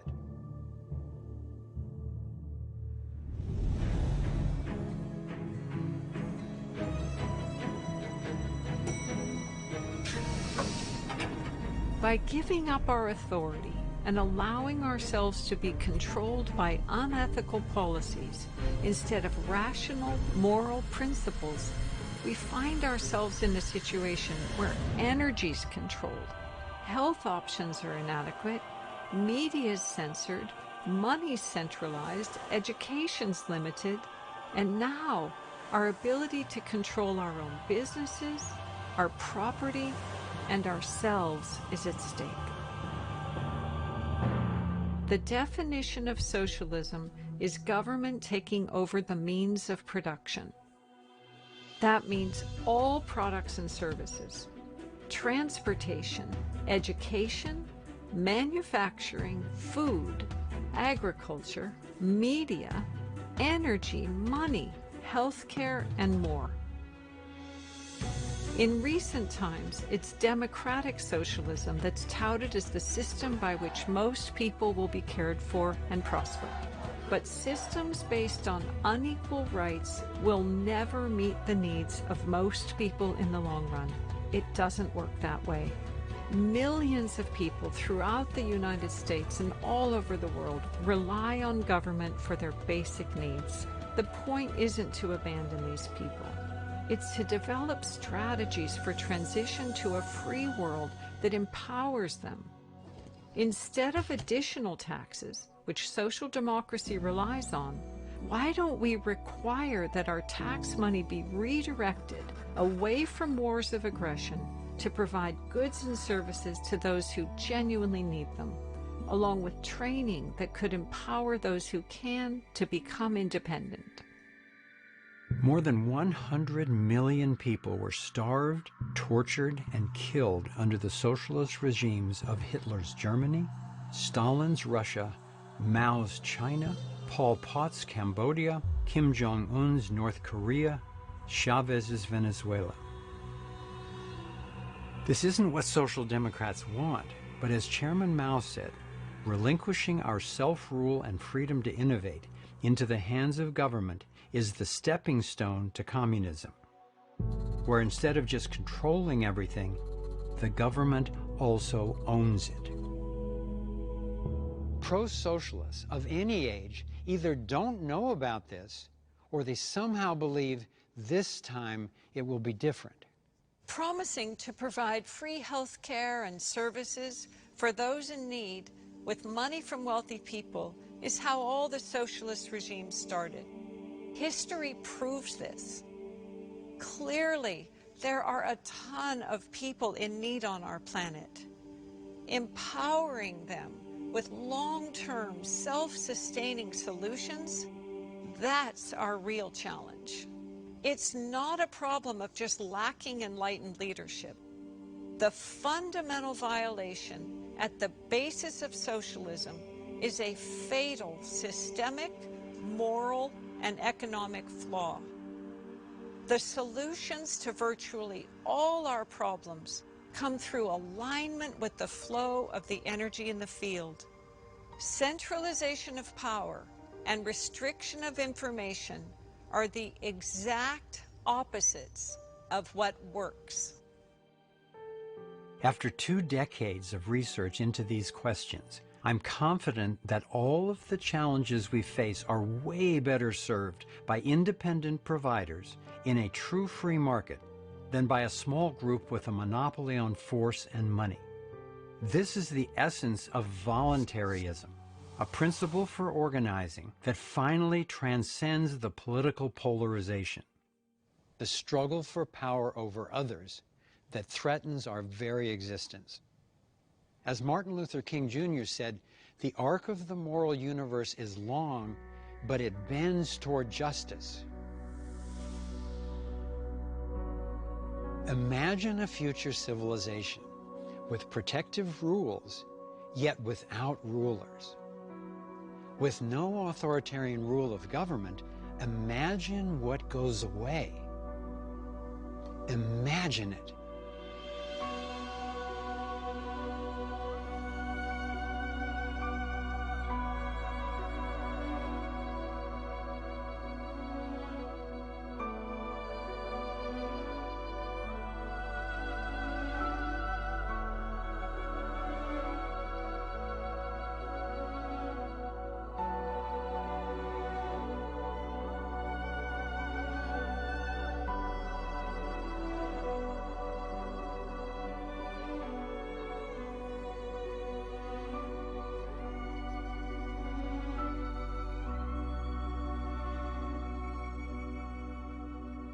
The pain of our current inequality and planetary destruction cannot legitimately be laid at the feet of capitalism, because we don't have free market capitalism.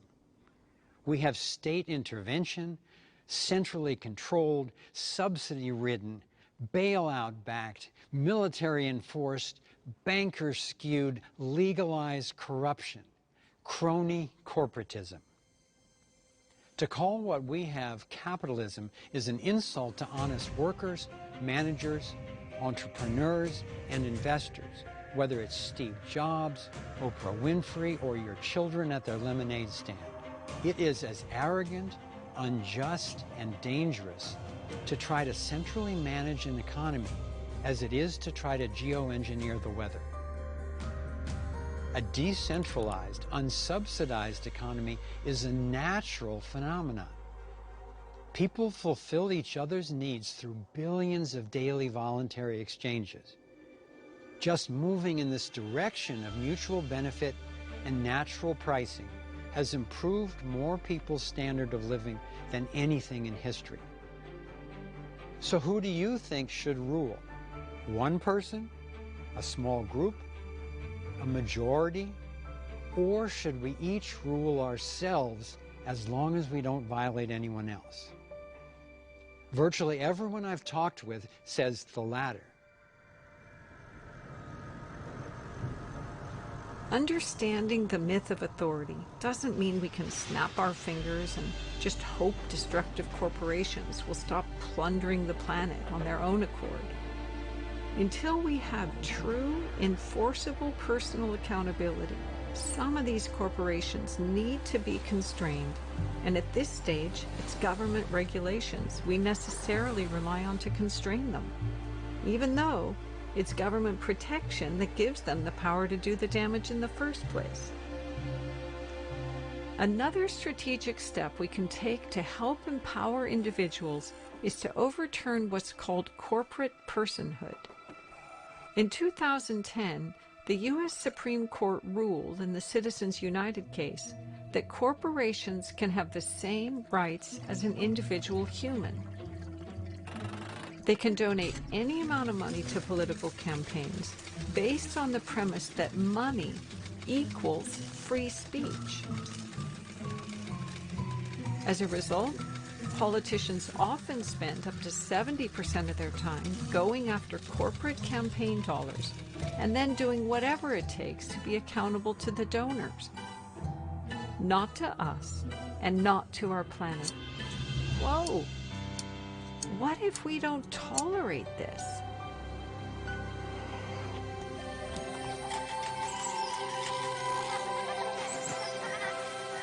The non-aggression principle does not count on good behavior from everyone. Quite the contrary. Individual accountability, enforced by rules, curtails bad behavior, unlike what we have now that essentially rewards corruption and promotes those who best serve the controlling agenda. All of these deceptive and coercive funnels lead to the inevitable suffering and death that socialism, communism, and fascism inflict. Government expands its power at the expense of individuals because protecting itself is its primary job. The job of enlightened rules is to protect people and the planet.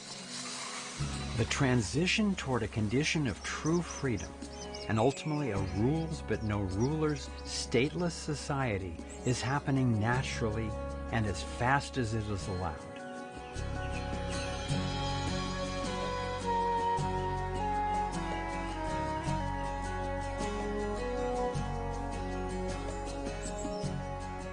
In the United States, already over 90% of civil cases are resolved through alternative dispute mediation rather than the government courts.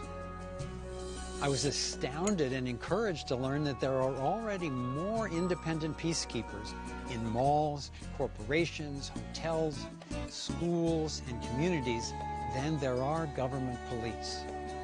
Not only do the rest of us vastly outnumber the perpetrators of the global domination agenda, by more than 1,000,000 to 1. But the unified field itself is on our side. Truth, reason, virtue, compassion. These are the real-life superpowers that emerge when you align with the field. On the other hand, those who would want to control or destroy us, they're trying to go up against the entire unified field. Principles, not politics, are the way out. The existence of a field, our relationship to the field, the ability to tap the potential of the field is what gives us the evolutionary edge that our ancestors never had. The edge to not only survive, but to thrive in the existence of the new world that's emerging, the new world that you and I are designing because now we know about the field. There are big systemic changes needed, and it's easy to wonder how to begin. I think the place to begin anything is with ourselves. Like the vast consciousness we exist within, it starts with purpose. Our sector solutions wheel covers every area of human endeavor. So once you have found your purpose and the sector you are most drawn to, then look at issues in that area to identify which one best matches your skills and passion. Next, consider which level of engagement best suits you right now. Is it working to meet immediate needs, like helping someone who's hungry to get food? Improving systems, like helping to create easier access to a broad range of health treatments? Or is it shifting consciousness, helping to refine the worldview that is at the root of them all? Aligning with the unified field can lead to an experience of resonance that we call love. Not a romantic crush kind of love, but the big love, coming into harmony with the life force itself. Applying reason and practice to unleashing our spiritual essence is what I call the science of love. A finite set of skills to access this state of harmony. These skills are physical, emotional, mental, and interpersonal. And it's possible to get good enough at each of them to experience a deeply fulfilling and effective life. I believe these skills are not only obtainable, but in fact evolving new abilities is ordained in our evolutionary code. So what does it take? A clear destination. Freedom. A map of how to get there. The arc of process. A compass. The non-aggression principle. And a strategy. Restoring wholeness to natural systems. Aligning with the field. We were born to do this. We were born to thrive. The same way there's no magic pill that can cure us if we don't deal with our lifestyle, I don't believe there's any one person or group, let alone some Marvel superhero, who can solve all our problems. I just don't think we can outsource that capacity. So what it means is that we're all in charge of coming up with this stuff ourselves. And as daunting as it can feel, it's actually good news. Because if it weren't up to us, we'd be powerless. And we're not. We are as powerful as we allow ourselves to be. We're not alone in this. We are profoundly connected. Science and spirit both show that now. And as the poet Rumi reminds us, remember, you're not just a drop in the ocean. You're the ocean in a drop.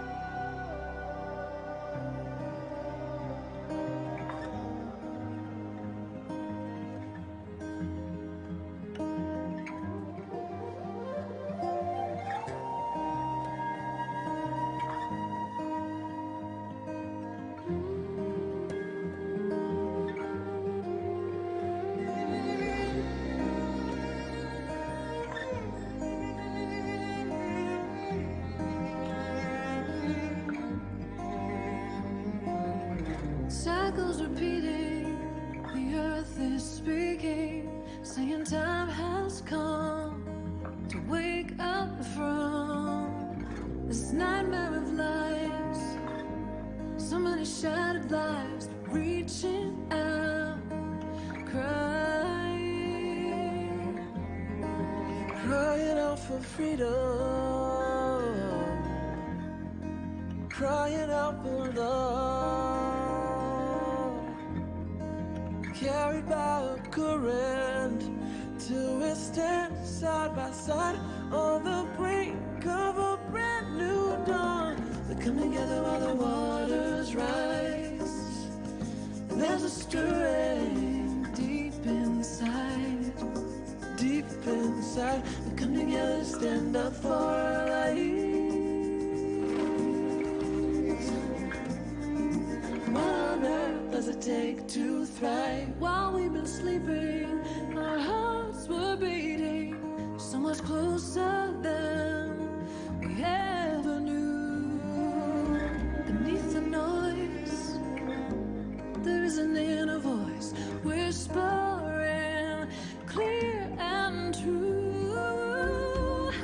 The veils are finally lifting, the waves becoming clear. There's a dream without a limit, and a vision so strong, every person knows they belong. We come together while the waters rise, there's a stirring deep inside, deep inside. We come together to stand up for our lives. What on earth does it take to thrive? Come together while the waters rise. There's a stirring deep inside, deep inside. We come together to stand up for our lives. What on earth does it take to thrive? Out in the open, thrive, healing what's broken. Every heart, every life, claiming our place in life.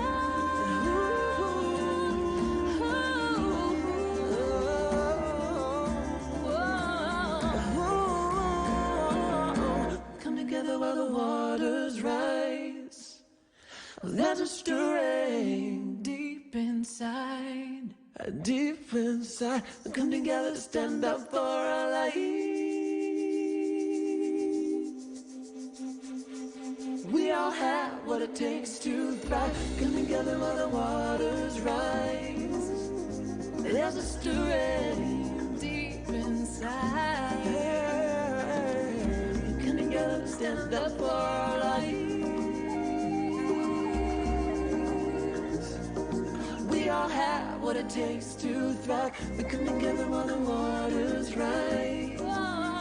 There's a stirring deep inside. Come together to stand up for our lives. We all have what it takes to thrive. We all have what it takes to thrive. We all have what it takes to thrive.